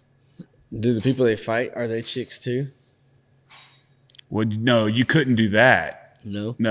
I don't think the social justice warriors would allow you to Just have be a big OnlyFans house. Yeah. No, what you would have is you'd have a bunch of chicks fighting a bunch of chicks. But they would be like a bunch of minority. It'd be like a clan of like Asians and black people. You couldn't have like a white male. Oh yeah, I see what you're saying. You know what I'm saying? It has to be very diverse. Yeah, it's got to be extremely diverse. Like when Google AI spit out those pictures of the founding fathers and they were all, that was wild. Or the Nazis, that's what it was. It was Nazis. Yeah, Nazis. And they were all different colors and shit. Like, wait. Like, this isn't accurate. This is. There's just some things you can't. Yeah, that's one thing that you would think it wouldn't mess up. Yeah. The world's strange, man. But I tell you what, one thing that was really cool, I went to Gettysburg back in 2023 for the first time, or the only time I've been. It was like a bucket list item. And I was really expecting it to kind of be whitewashed a little bit, but it wasn't. It was like they propped up the Southern soldiers just as much as they did the Northern soldiers. They just said facts. There wasn't like any opinions. Even our tour guide was just like very factual based. There was none of that like pissed off. I feel like back then though too, like if you think about it from us now, is like both sides were fed this and this, or this side was fed this and this side was fed this. They were told to go there. Well, not only that, man. In a sense. The bad part about going back and redoing history, no one was innocent. Like you're a sign of the times, right? Mm-hmm. It's like somebody getting mad at me now because they go out and they find a post of me 15 years ago where I used the word faggot. Yeah. Right? Yeah. And now all of a sudden I'm canceled today Just because you said because it of now. something that I said that everyone said back then. Yeah. Same thing with slavery. You know, they want to get mad because George Washington had slaves and his teeth were actually, they weren't wooden teeth. They were actually slaves' teeth that he pulled. They're going to get mad. Was that shitty? Yes, it was shitty. Yeah, it was 100% nice. it was shitty. It was not nice. Probably not nice to hold down somebody and take their fucking I know, teeth right? away from them. But That's nuts. but it was like, that was the way of the world. Genghis Khan. That dude was ruthless. He was fucking ruthless, but it was it's the times. And then Yeah. here's the real fucking thing. These virtue signaling liberals want to get all pissed off about what we did to the Indians. Do you know what the Indians did to each other? They were worse. Yes. They were way worse. Like They boil people alive and shit. Yeah, they had really bad, really evil ways to get rid of each other. Right. So you can't go back. That they fucking planned out too. It wasn't like, oh, we don't like them, bam. Yeah. You know? You can't go back and fix that shit. But what you can do is you can say, We shouldn't do hey, it anymore. slavery was wrong. Yeah. Okay, we know that, right? Slavery's wrong. And you could say, okay, from this day forward, there will be no slavery. But you can't go back and undo it. Mm-mm. And there's no amount of undoing that's going to fix what we did. Like, No, and then if you I wasn't even fucking alive, so stop saying me because it wasn't we. And then also on top of that is like, you know, it's if you get rid of it, now it might be repeated in some sense. Because if we just next generation knows nothing about it, then you know, like why erase it? Yeah. Why not let everybody know, hey, this happened then. Let's not repeat it. Exactly. Let's be better than this. Yeah. You know? Yeah, so that's what really needs to happen is just education about stuff. Yeah, and that's all. And the end of the day, I feel like it is an education. Why we should look how bad we were then. Yeah. Like we were shitty people, and we got better the more time went on. Yeah. Hopefully, I think we kind of got. There's still good in this world, but there's some. Like I said, some people just need some love, or they didn't get enough love. Yeah. Just I don't know. I don't see why people are so ruthless. Because people are sensitive, and if you're ruthless and someone's sensitive, you now have a little bit of power over them. I think if people weren't so fucking sensitive, you would see a little bit less ruthlessness going on. Or they just like the fact that just being mean to somebody. Well, there's that. I mean, because you gotta have that. Everybody wants to eliminate the bully. They want to eliminate, but guess what, man? You gotta have the darkness to appreciate the light. And I tell you what, like I learned how to fight and stand up for myself because of a bully. Yeah. And guess what happens when you start taking bullies out of shit? Next thing you know, you get fucking school shootings when you're in high school. And that's because little Tommy didn't get his ass kicked in first grade for wearing gay shoes to school. You know what I mean? And then he gets into because he hasn't had any adversity, he gets into high school and the first girl that tells him no. And so then he's going to go and steal his dad's AR-15. He's going to go to school and he's going to shoot up a fucking school because he was given a participation trophy when he was in fucking T-ball. Like that's really what it boils down to. You've got to give your kids adversity. I say this phrase. I'm pretty sure I'm the only one to ever say it. I coined it. It's my phrase, and that is: if you protect your kids from everything, you prepare them for nothing. And that's completely and totally true. And I see it happen all of the time with parents. You know, the bicycle helmets, no, your kid doesn't have to wear a bicycle helmet. He needs to fall off his bicycle every now and then and get a little scrape. He'll get a little hurt. I think on that, like, it depends where you're at, but you're right on that. Well, maybe you shouldn't be letting your 8-year-old ride down a fucking busy freeway. Yeah, I was just thinking like a 5-year-old riding down a steep hill. Like, he probably should have a helmet. Or fuck it. Yeah, fuck it. Like, we didn't have any of that shit when I was a kid. No, we turned out fine, I think. Yeah.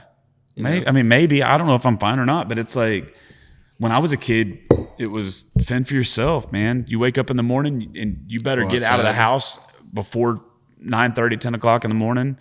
And you better not come home before 7 o'clock at night because your mom doesn't want you around. So you got to go outside and I remember when I was a kid, I have an Aunt Carolyn, and she's like, I don't know how, she's not like that anymore, but she was like super liberal.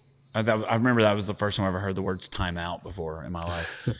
And like she would come out, so because we all lived on a big piece of property, and we had a barn, right? And we had like these secret ways to climb up to the top of the barn to like the hayloft, right? And then up there, you get up there, and there's playboys up there, and it's a dude hangout, like a man cave. And she would come out there and just bitch and moan and complain about us. Y'all are gonna fall down. You're gonna get hurt. And then her kids would come out there, and then they would want to get up there with us, and they couldn't because she would freak out. And I was just like, you gotta none of us want anything bad to happen to our kids. None of us. I mean, you're a dad. I'm a dad. I don't want anything bad to happen to my kid, right? But I'm also not going to shelter him to the point where he doesn't know about the way the world works. Right. We need to let our kids know about the way the world works at a younger age than what we're doing. You got to let them fall sometimes. Yeah. Because, I mean, I don't like, whenever mine have tantrums, I just let them have a tantrum. Yeah. Like, if I pick them up, I mean, there's a few times where I'm sure I'll pick them up and like, are you okay? But then for the most part, just let them have it. Yeah. Because if I pick them up, they're just going to be like, oh, every time I do this, he's going to pick me up. Yeah. Yeah. Or letting your kids. You can't just give them everything. Yeah. Or letting your kids make decisions. Yeah. Like it's like what do you want for dinner? Yeah, we're bad about that. I mean, I'm bad about that. Like every now and then I get it. Like every now and then it's fun. But like when I was a kid, the only time you got to choose what you wanted for dinner is if it was your birthday. Yeah, or maybe if it was a certain day of the week or something like that. Yeah. Otherwise it was like, This is hey, get in what the we're car. having. We're going to wherever or this or even better than that. Like this is what mom's cooking. Yeah. Tonight she's cooking this. And if you want to eat, like that's what you're going to have to eat. Yeah, that's like what I guess one of them doesn't like spaghetti or something. She's like, well, we're having spaghetti, so you're gonna like it tonight. Yeah. Or you're not going to eat. Or make a sandwich. Yeah. Or And she's very nice about that because back in the day, you wouldn't be able to. You wouldn't. You couldn't make we a weren't sandwich. allowed to do that. No, We were just you had to you eat. either ate or you went without. 100%.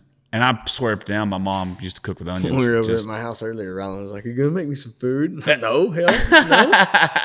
Why am I gonna make you food right now? Poor 12 years kid. old. Dude, 12 poor years kid's old. just starving, dude. He's sorry. He's such a stingy. Dude, I saw him. He looks like he just come out of a Holocaust camp. He's skinny and he's Oh, he's a junk food. dude. Mason Marek malnutritions his kids. Oh man. No, you can tell that he's not hurting for anything. They definitely have all the food in the world. Yeah. Well, I wouldn't say all in the world, but they got enough food to not eat shit food that will give them things. Yeah. Whatever. You're not all hippie. I saw those Takis. Those ain't for me. That's them. I saw those Takis in your. Dude, I eat pretty good. I try staying away from sugar and all that stuff. Yeah. But they eat like little, like, it's like they fucking want autism or something. That's the way they eat it. You think we'll ever get to the day where you can order the amount of autism you have? I don't know. Like, hey, I want the next Elon Musk. I want a little bit on the spectrum. Yeah. A little bit I want, Asperger's. yeah. Right. Like, I want my kid to be able to build a model airplane in like Can you imagine 35 seconds. Having, like, you're so tired of your ADHD kid. You're like, I want a semi-focused kid. And Yeah. you put him on that spectrum. Yeah. Yeah. I want my kid to only be 7% ADHD. There you go. Why? Yeah. I don't know. I don't know why. Just 7? Yeah. Just 7. Just maybe 8.5. It's like, I'm willing to go. I think it's like a volume, like a knob you can see. Oh, what's this look like? What's that look like? Like a preview. Yeah. This kid's going to be 6'1". It's going to be 6'1". Like choosing a player when you play video games. Yeah. He's going to have 6'1". He's going to have a 9.5-inch cock. He's going to have 3% ADHD, 7% tism. Yeah, dude. And if you give him less tism, his dick shortens. I And don't if you know. give him more tism, it goes longer. Yeah, I'm not sure. He's going to have one red eye and one blue eye. One what? One red eye and one blue eye. All right. Yeah. Next surgery. Yeah? What? Oh.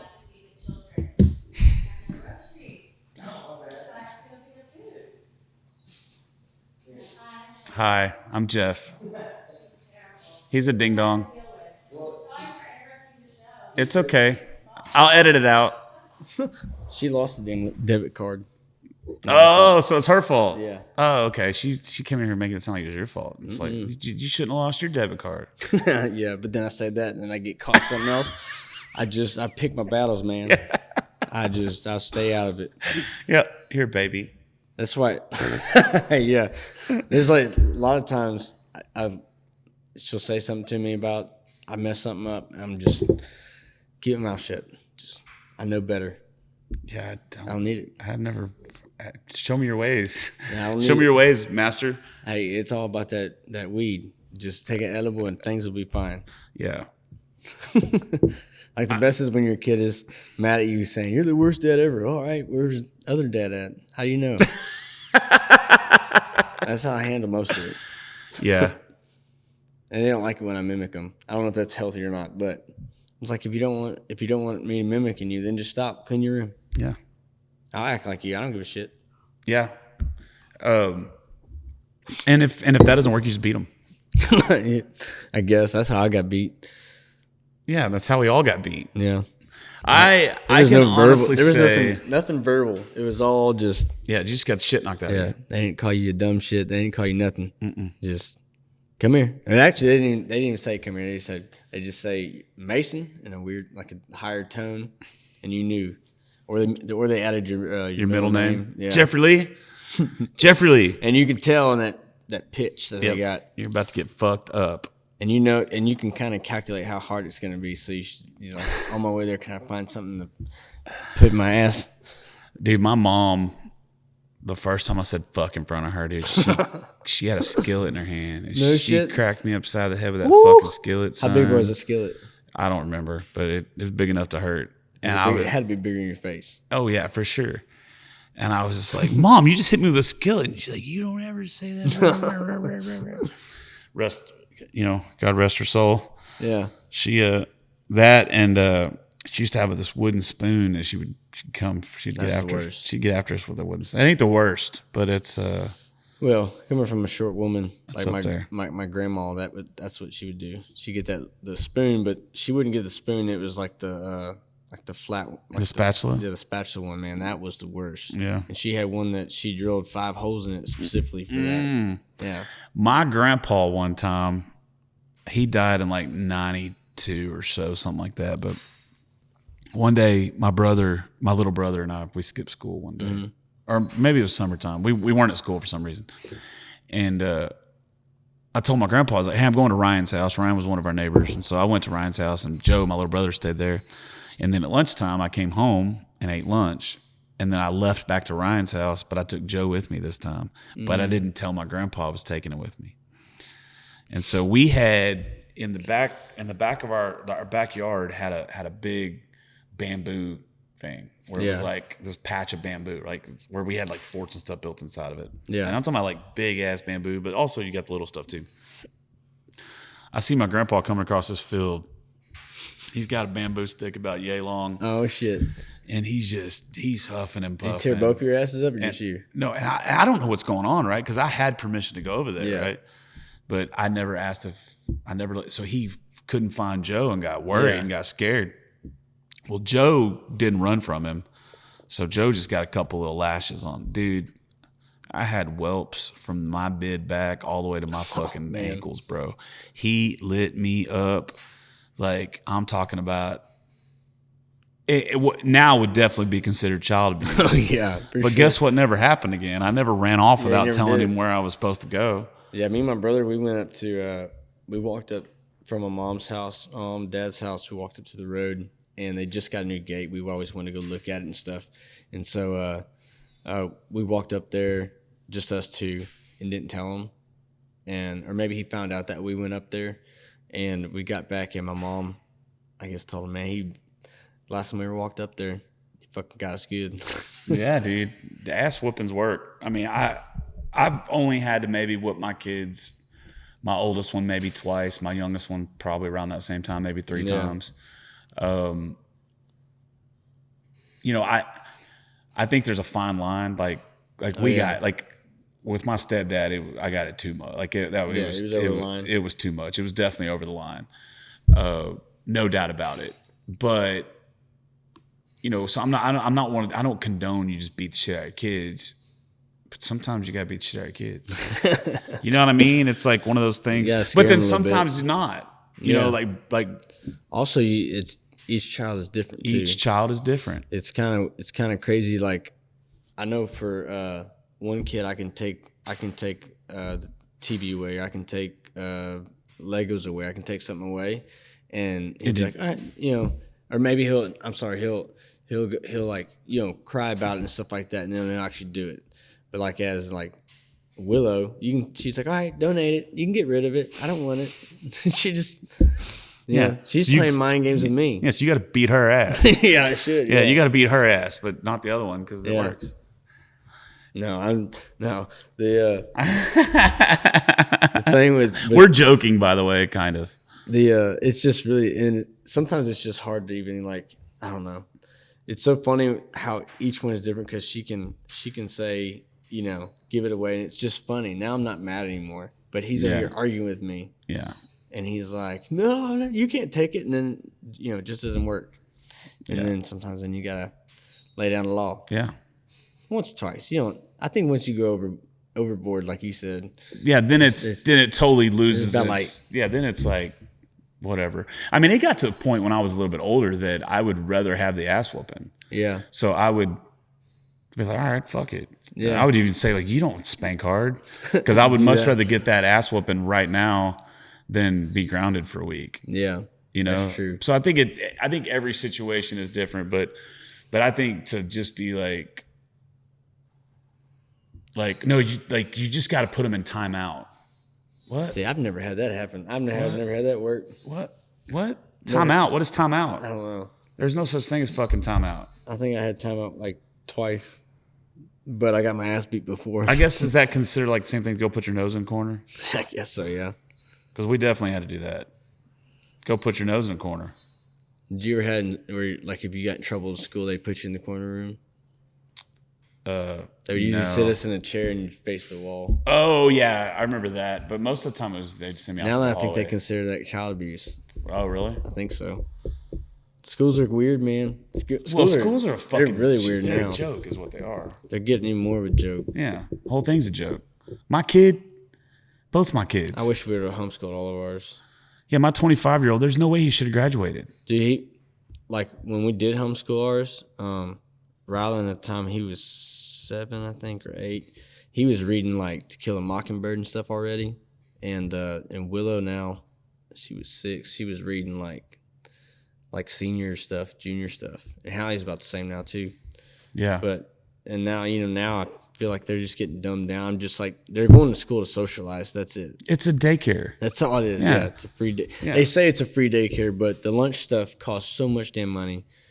And then Yeah, and every fucking week there's some fundraiser. Some kind of stuff. And the whole education system is so fucked, man. And what's really funny is everybody wants to bitch and moan and complain about the money. And it's like, can y'all realize both the medical and educational systems in this country are not working the way they currently are? No. We're not even in the top 10 in most measurable categories in either education or health. Mm-hmm. So what are we doing? Yeah. Because back in like the old school days, you'd wake up, you'd go out and plow the field or go get water or, you'd do your chores. Yeah. Then you'd go to town and you'd go to the schoolhouse. You'd be at school for a couple hours learning reading, writing, and arithmetic. Which you need. And then you would go home and you would do more chores. And then whenever you got all your chores done, you go down and you can play in the creek or fucko Susie Q, 4 miles down the road or whatever, go cow tipping or whatever it is that you want to do. But you had to get all your shit done first. Now you wake up at 7:30 in the morning. Mm-hmm. You get to school. You got to go to school from 8 to 3 or whatever it is. You don't learn a fucking thing while you're there. All you do is socialize and pick up bad fucking habits from other shitty much. kids that aren't learning anything. Yep. And then you have to pass a test at the end of the 9 weeks. Did you know? I think it's the STAR test. You don't even have to legally take it to pass. Yeah, You just have to have good grades. well, I just don't understand any of it. But also it's not the school's responsibility to teach your kids everything either. Well, that's what I was to say. This is like the big conspiracy for me. It's like people were independent back then when they were learning how to read, write, and whatever else, and they were working. They're making their own money and stuff like that. And the less you do that, the more they sit in cubicles, the more they drive these trucks for other companies. They never own their own companies, and then they slightly become in debt more and more. And they just have more control. They have less control over their life, over a farmer, over somebody else like that. And it's slavery. It's all about control. It's fucking control and slavery. Which they don't want you to have. They don't want you to build a company. They don't want you to build anything good. What they want you to do is they want you to go to this job. They want you to clock in, right? They want you to work for 40 hours a week, making whatever it is you make, and then they want to take. But they want you to be dumb enough to where you go do that job every day.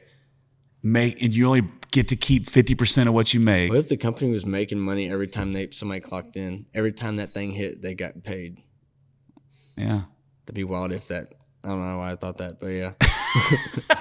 So can you imagine that? But you get what I'm saying? It's like they want you to be so fucking stupid that you get into the system. Because the more people that are into the system that are paying taxes and doing all this other stuff, again, you got to. They're all paid actors. Yeah, this country's fucked, man. We're so fucked. Between property taxes and everything else, we're fucked because we are slaves to the government. We are slaves.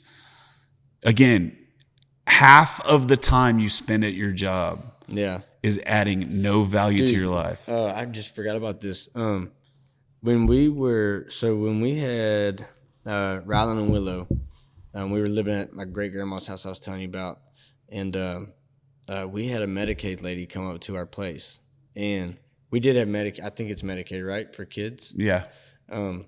We had that, and this lady showed up like unannounced, and usually they call ahead of time and stuff, and they wanted like the records, or she had records of their names and everything, and she was asking to come inside, and Taylor was like, "I got a weird feeling about this. We're not doing this," and so she closed the door, locked the door, whatever. The lady walked off. Well, I think that same lady got caught in New Mexico, like taking kids. Oh, really? That way. And ever since then, I was like, fuck Medicaid. I'm not doing that. It might not have anything to do with Medicaid. No, it might not have, but fuck that, dude. They tried scamming my ass. Well, my thing is, I don't want to depend on the government for anything. Yeah, you shouldn't. And if I'm not depending on the government for anything, then why am I giving you half my fucking money? Yeah, like it's the same way with churches taking 10% of your paycheck. Yeah. That's why. Why? I mean, I get it. If I want to donate something, I'll donate. Yeah. But I don't have to donate 10%. Why do you get to judge? I think that's because isn't that what the Bible says?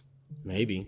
I don't know. I think the Bible says 10%. You tithe 10%, but the problem is it's not going to God. Also, why does it got to be money? But the thing is, it's not going to God. The money's going so you can pay your fucking pastor $200,000 a year so he can drive a fucking Bentley. And they can pave the driveway and stuff. Yeah, like You don't need that. the dude at Lakewood Church. What's his name? Joel Osteen. Yeah. Like I used to. Oh man, I used to walk around my mom and dad's living room, and I used to act just like that dude. I'd put my hair back like I was Billy Ray Cyrus, and I would just be like, I would do all the movements and stuff. I always had so much fun, and then that shit came out, and I was like, oh, dude, ruined my childhood. It was so much fun. My grandma would watch all those pastors. I can't remember all their names, but Billy Graham. oh, she would watch that dude. She'd watch that dude. He would shout the whole time. Yeah. Man, I can't remember. Big old white hair. But Yeah, there was a lot of them, especially on Sunday mornings. Every time Yeah, my you mom want to used watch to- cartoons, and yeah, my mom had Joel Osteen on and Joyce Meyer all the time. oh yeah, Do you remember? Joyce Meyer should have been a comedian. yeah. She was funny as hell. I remember watching that when I was a kid, and she'd crack a joke, and I don't know, it was just funny. I've never really seen my mom laugh on those, but Joel Osteen one, that one still just drives me nuts. I wonder if that's like everybody All those churches are like that. They say man caught. The big ones? Yeah. All the ones on TV. Yeah, I think all the big They're ones are selling a that. product, aren't they? In a But sense? not just the big TVs. It's like, like I used to run sound at a church downtown Houston. Mm-hmm. I was just a sound guy. Yeah. And I do 3 services every Sunday, and I was making $300 per service. So I was making 3 services on a Sunday? Yeah, so there were. You start like at 7 a.m.? Well, there was one at 9, one at 11, and then one in that evening. Oh. But I would get $300 per service. It's just I was making $900 every Sunday. So that's just the sound guy. Well, my part of my band, some of them play in church gigs and get paid well. Right. He said he got a text from Jack Nelson. I mean, he didn't get a text. He texted me. He's like, dude, you know this Nelson guy? I was like, yeah, dude, he's a good dude. I like Jack. He was on here. He did one of these podcasts. Yeah, they played at the same church. Yeah, he apparently gets paid quite handsomely. Yeah. For doing that. And it's not just one church he's playing for. There's like a goddamn like mercenary. Yeah. It's kind of cool. Yeah, it is cool. But what I'm saying is if the sound guy is getting $900 every Sunday, Imagine what's the pastor getting or the preacher, and what is the secretary getting, and what is these people getting, and is that really what church is about? Like, you know, I'm not going to knock anybody's hustle, especially musicians, but to me, like, is church about the money? Yeah. But should it be? No. You know what I mean? Like, to me, I mean, there should be some sense of like, you should donate, like maybe come together and raise funds together. right. But like, to me, like, and I'm just now getting back to like becoming a religious person again for the first time in like years and years and years. But to me, like when I read the Bible, when I read about Jesus and the way he taught things, to me, you should just want to take your guitar to church and play guitar at church and praise God. Right. And why does it have to have all that money? And again, I got a lot of musicians that listen to this, and I know a lot of y'all work at church. I'm not knocking y'all because it's just the way the world is. But it's like, why is it that way? And that's the problem with everything. I said it at the beginning of this podcast, and I say it all the time. Money fucks everything up. Money fucks everything up, dude. It fucks up marriages. It fucks up businesses. It fucks up, like, anytime money gets involved and you start getting greed involved, because if money's involved, greed is going to come right behind it. Yeah. Our government is fucked because of greed and fraud.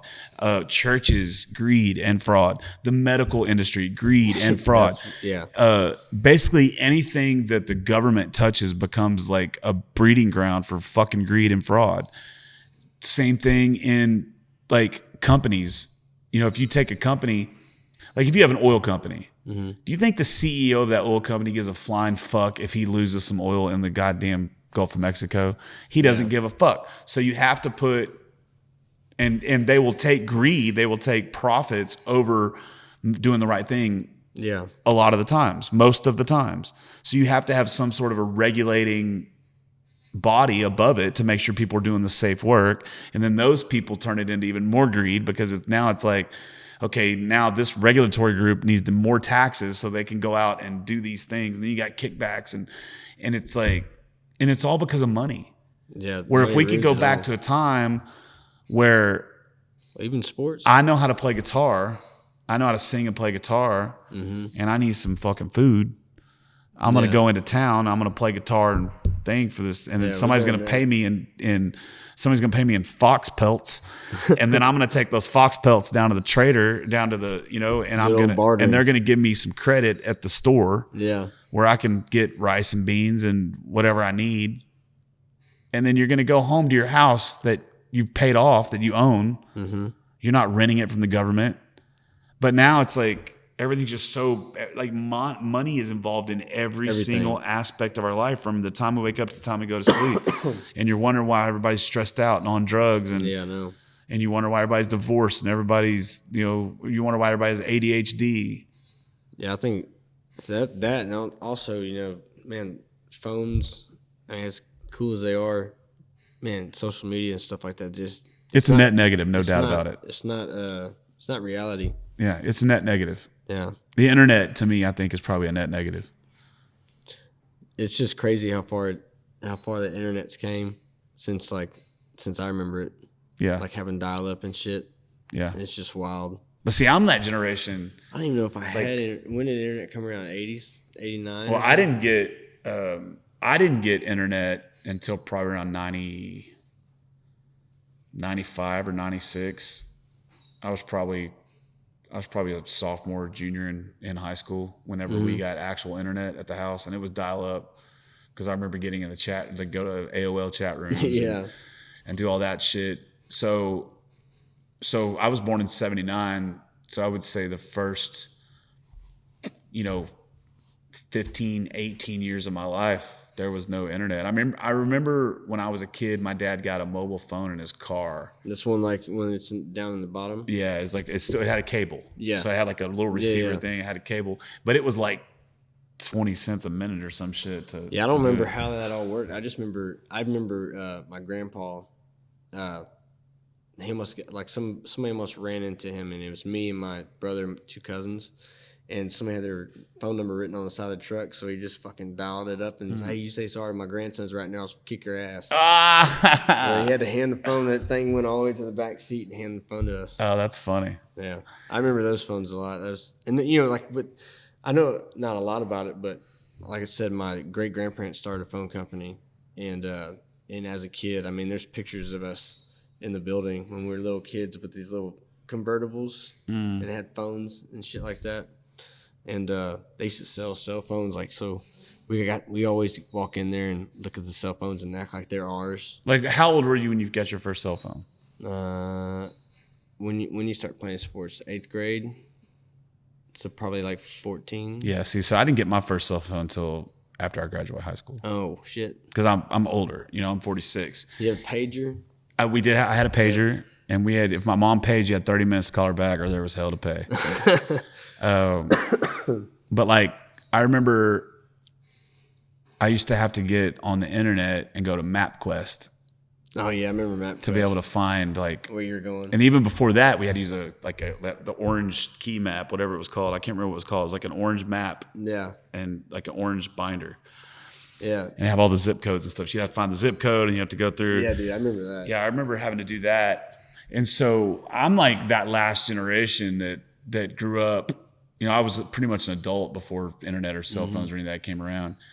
And so I remember the world before all that. Remember MapQuest, if you couldn't fit the whole map on your paper, you had to flip it over and write the road you take left on, stuff like that.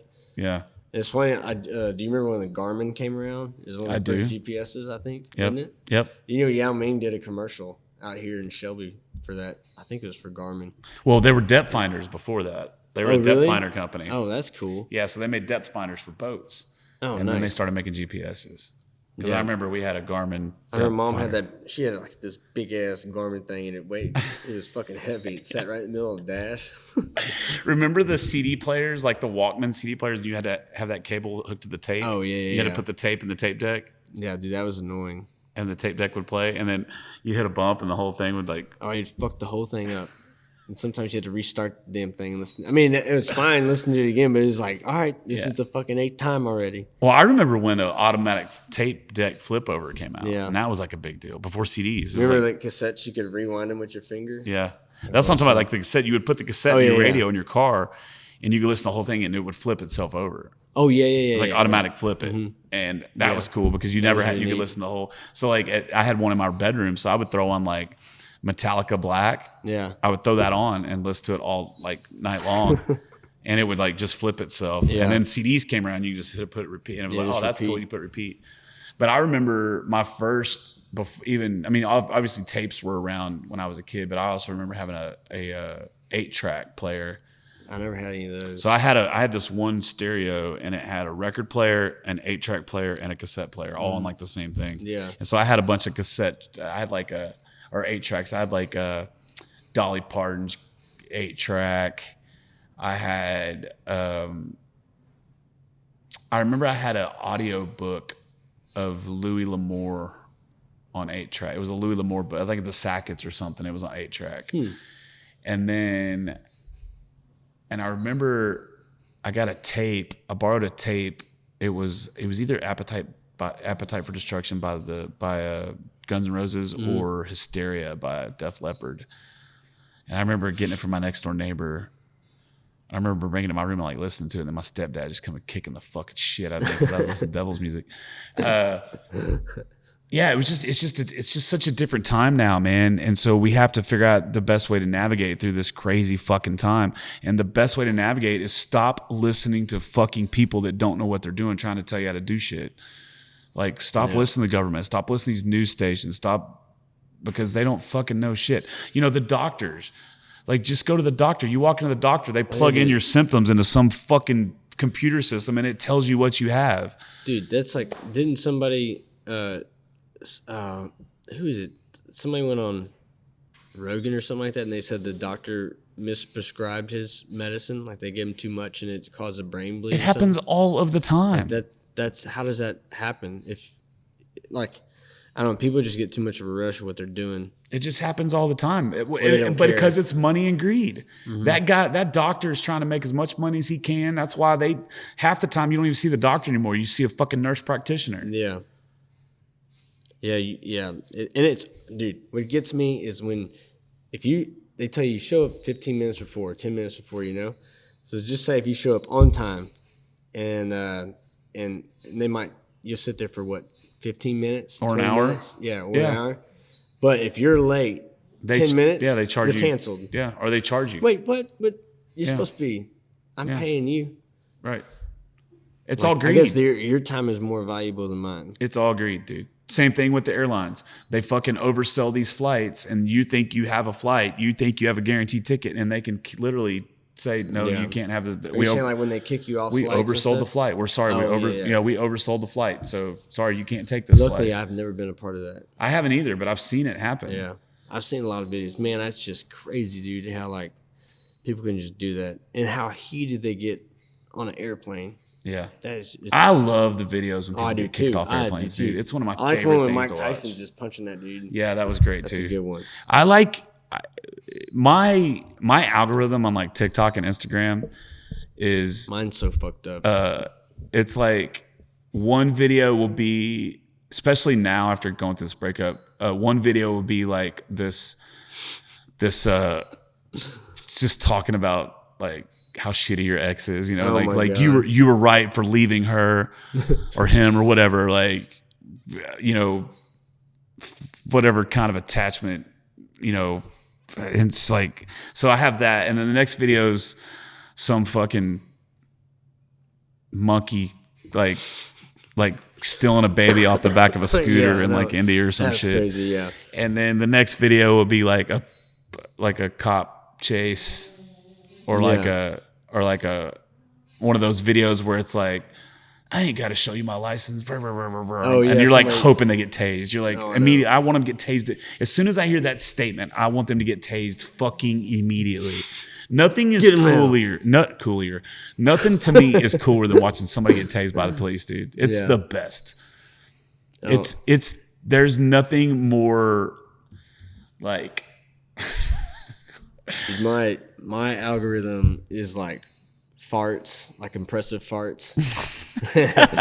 There's a guy that's like at one end of the field and there's a pipe at the other end of the field and he farts into that pipe and you're like, you know.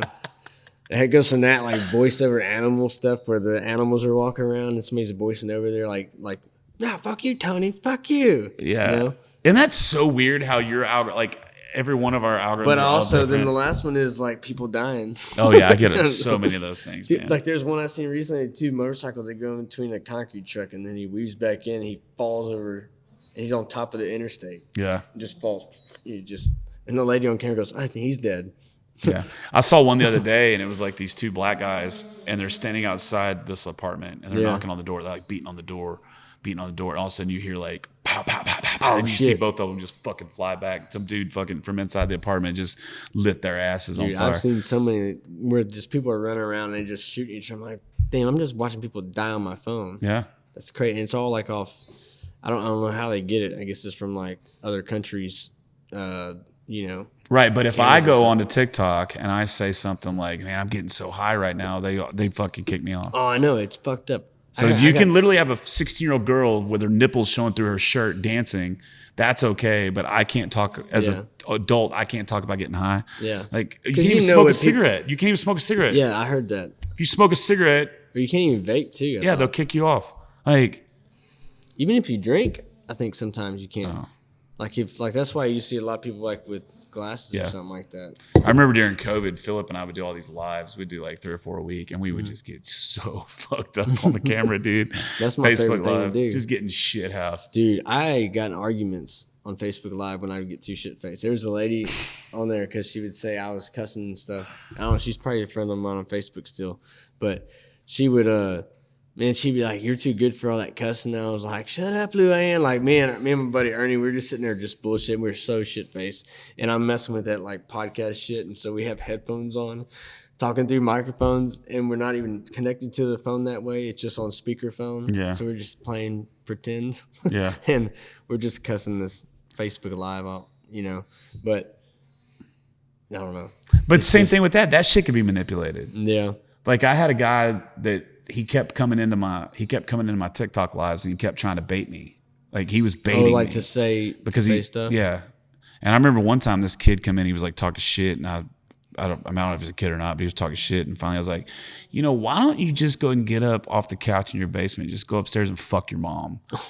I said that, and then like 5 seconds later, the whole fucking feed goes down and says, "You've been removed from your band from going live for 7 days." Yeah. For threats or some shit. I'm like, come on, that's not a threat. That's like a. So you even say like unalived. Yeah. It's so stupid. I'll say killed. Fuck 'em. Dead. I know. Unalived or pew pew. Pew pew. Because you can't say gun. Oh, you can't say gun either? Well, I mean, I notice a lot of people. I don't give a fuck. What I do is I just say what's on my mind. Fuck it. I put it out there. If it gets monetized, cool. If it doesn't get monetized, that's cool too. I don't give a fuck. Yeah, I never really make money. I mean, other than lives, but nothing. You get shit pay off any of those videos. I make about $75 a month.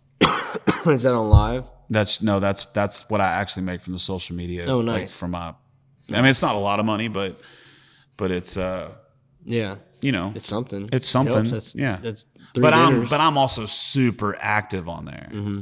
That's my problem. I hate social media. I'm terrible about like the whole, like just posting stuff.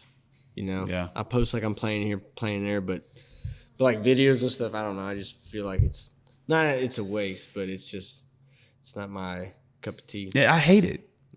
I hate that I have to do it. Yeah.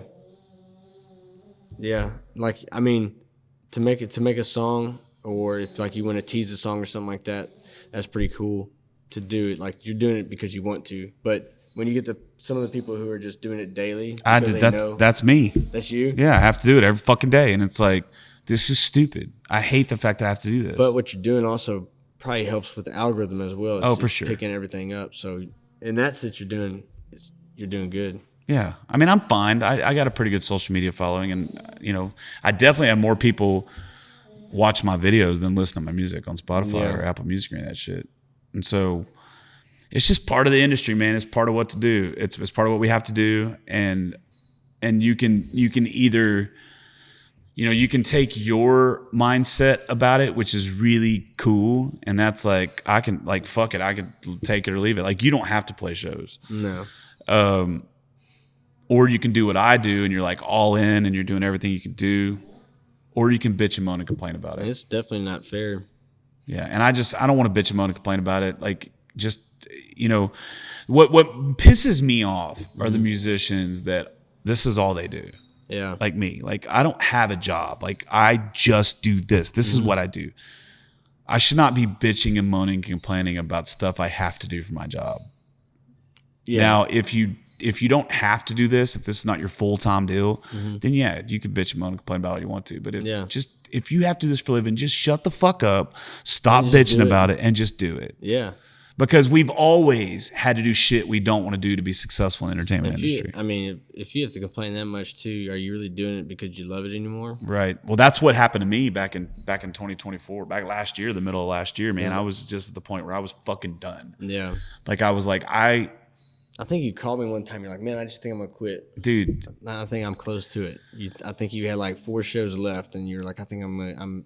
dude, it was about it. miserable, man. And to be honest with you, had I not gone through this breakup, that's probably where I'd be by That was now. your next move. Yeah, is I would probably have quit. But now that I kind of am not dealing with all that stuff, it's like, why not? I'm kind of like Brett Favre.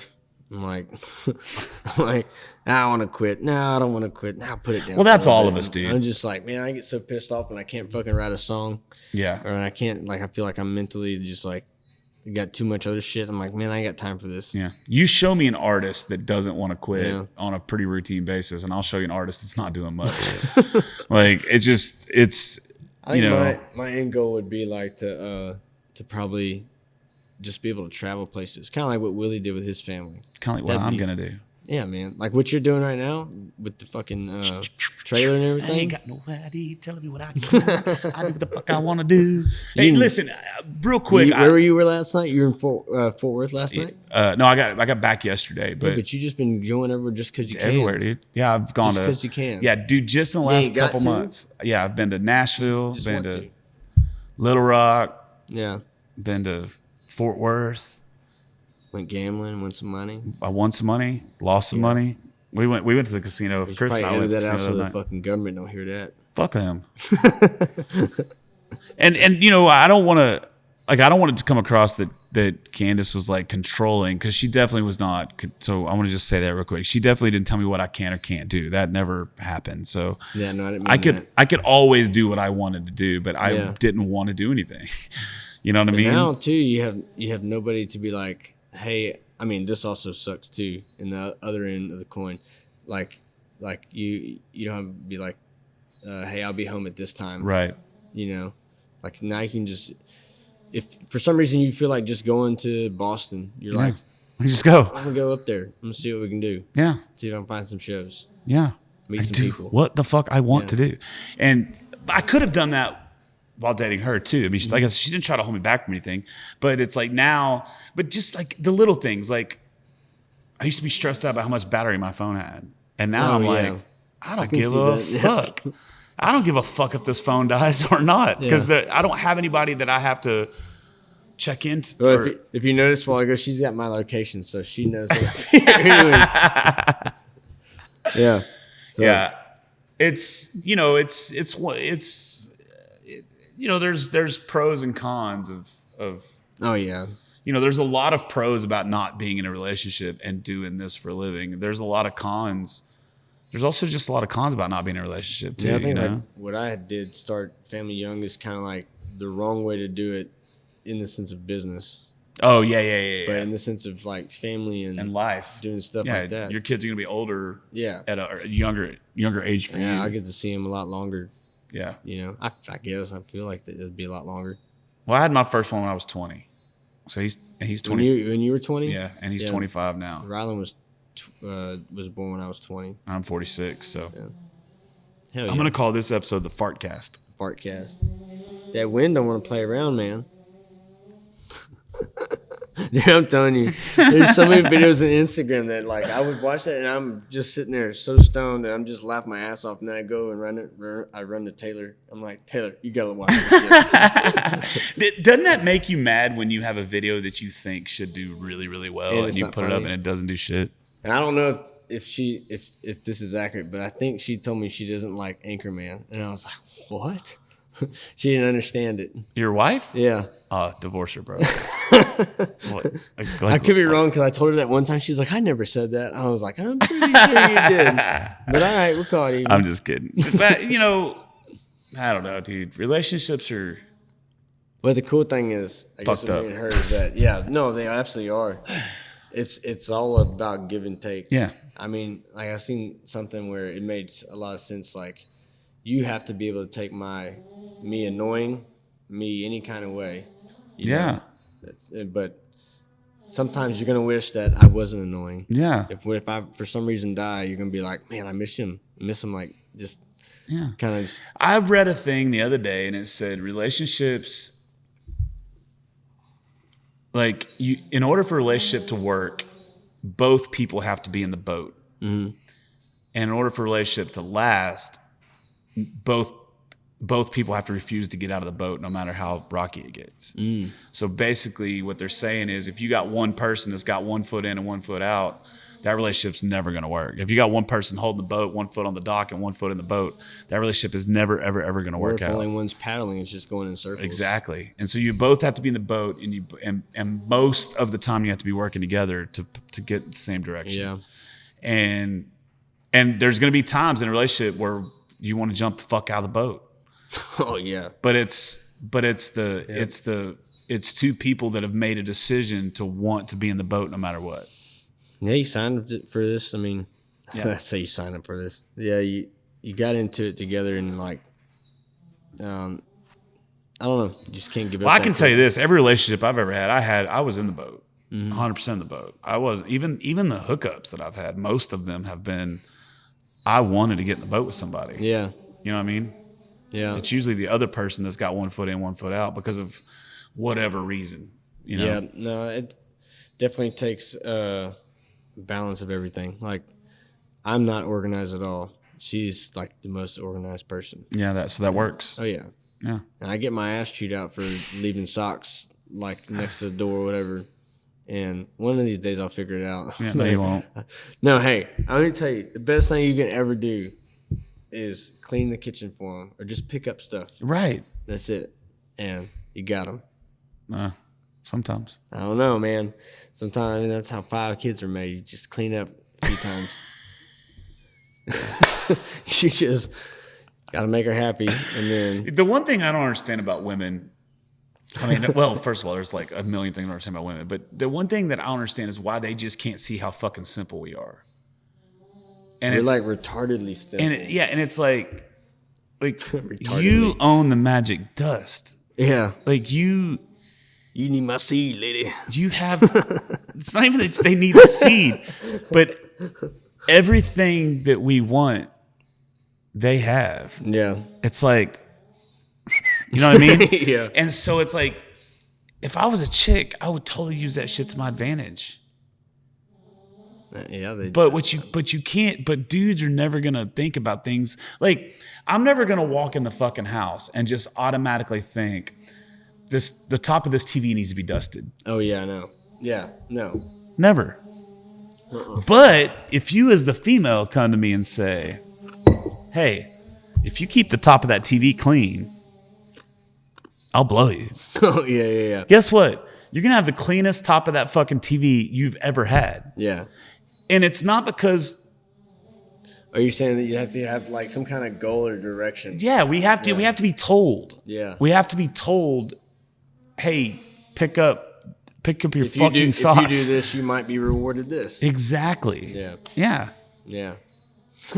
And I would totally use that shit as my advantage. Is that if why I was we a like chick. awards? Maybe so. I don't know. I don't know. I feel like men are like you know those memes where it says like those memes where it's like or no, there's a perfect video. It's raining dogs and cats outside, and there's all these men in the pool, and they're all fucking sitting there chanting, no phones, all drinking beers, and then the camera flips over, and it's just like all the women underneath, out of the rain, taking videos and stuff for social media. They're making memories, and they're just like making them last. Like the two difference of men and women. Yeah. Or the ones where she's like he's cheating on me. It's just like a bunch of dudes playing with samurai swords. Oh yeah. I like the ones that where it has the chick and the guy laying in bed, and it says what she thinks I'm thinking about. Did he? And he's like, and what I'm thinking about is like deer hunting or something. You know what Yeah. I mean? It is crazy how easy. Can you imagine? Like, take away the sexual part. Could you imagine being in a relationship with a dude? Like, we're fucking gross. I just thought I could thing parted over there, the door. You know what I mean? Like, Yeah. I could not imagine being like, I couldn't be gay.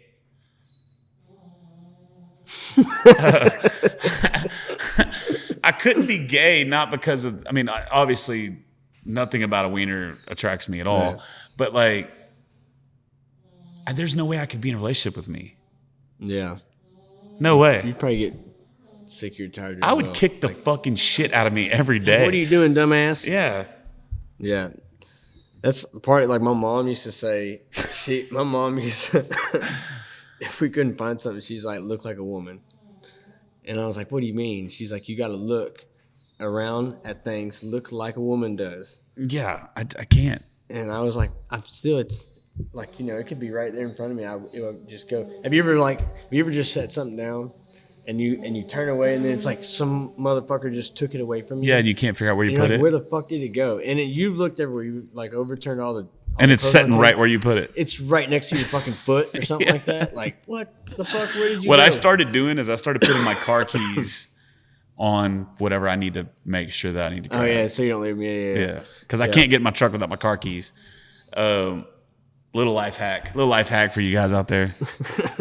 But I tell you what, man, if you're with the right woman, it works because they get that. They understand. Oh, yeah, And you understand them. It's like.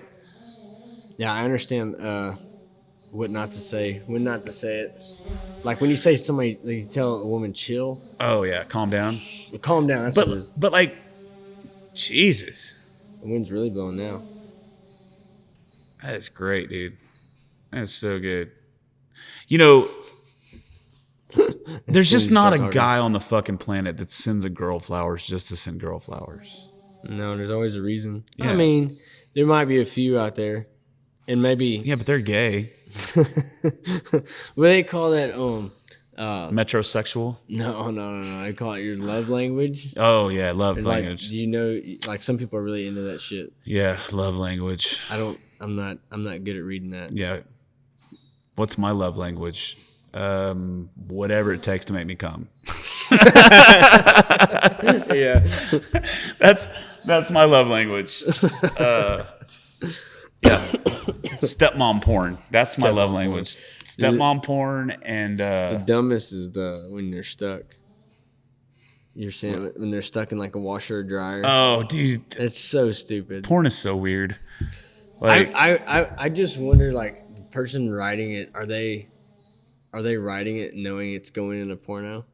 no, what be they're funny doing is shit. they're writing it to people's fetishes.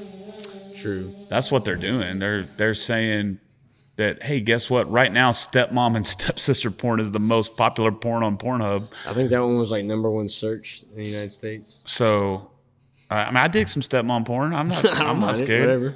I'm not. And it's not because I would ever shag any of my Have stepmoms. they ever taken any of the teacher porn off now? That's with all the kids being, I don't know. all the boys getting caught with teachers. But see, that's another fucking thing.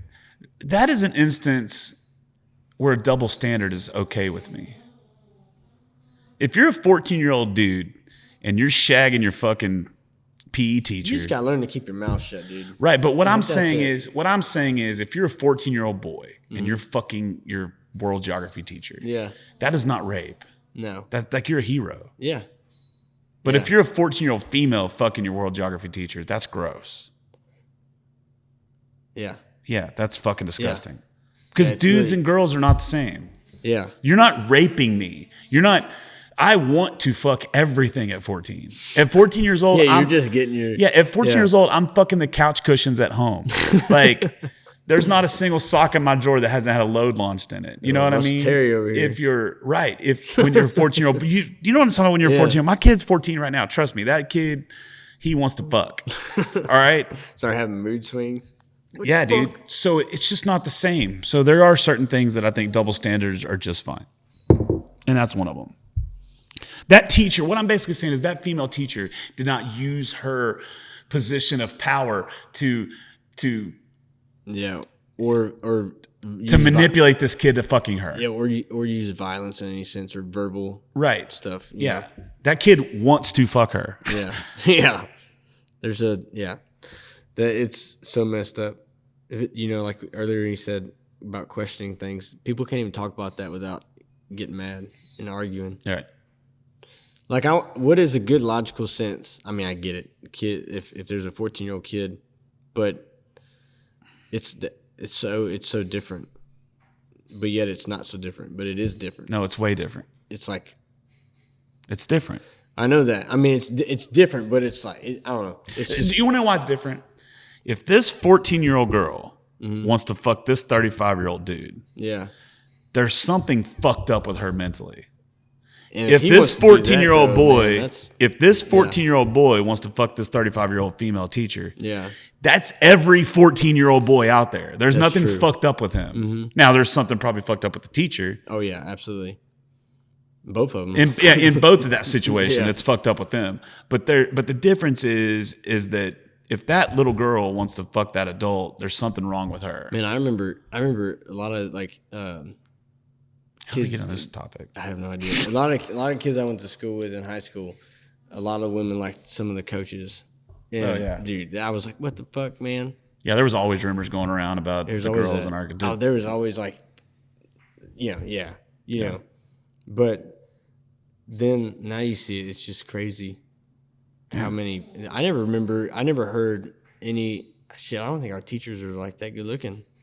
We had one. Well, we had a couple. I don't remember. I was having ours. Ours were like older. We had a Miss Davis that was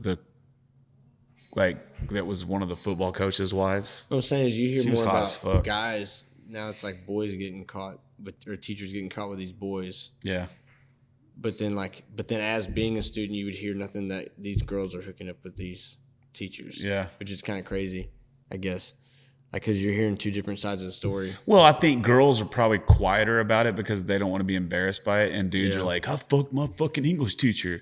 Yeah. You know what I It'd be mean? kind of wild them just coming up to you saying that shit. Yeah.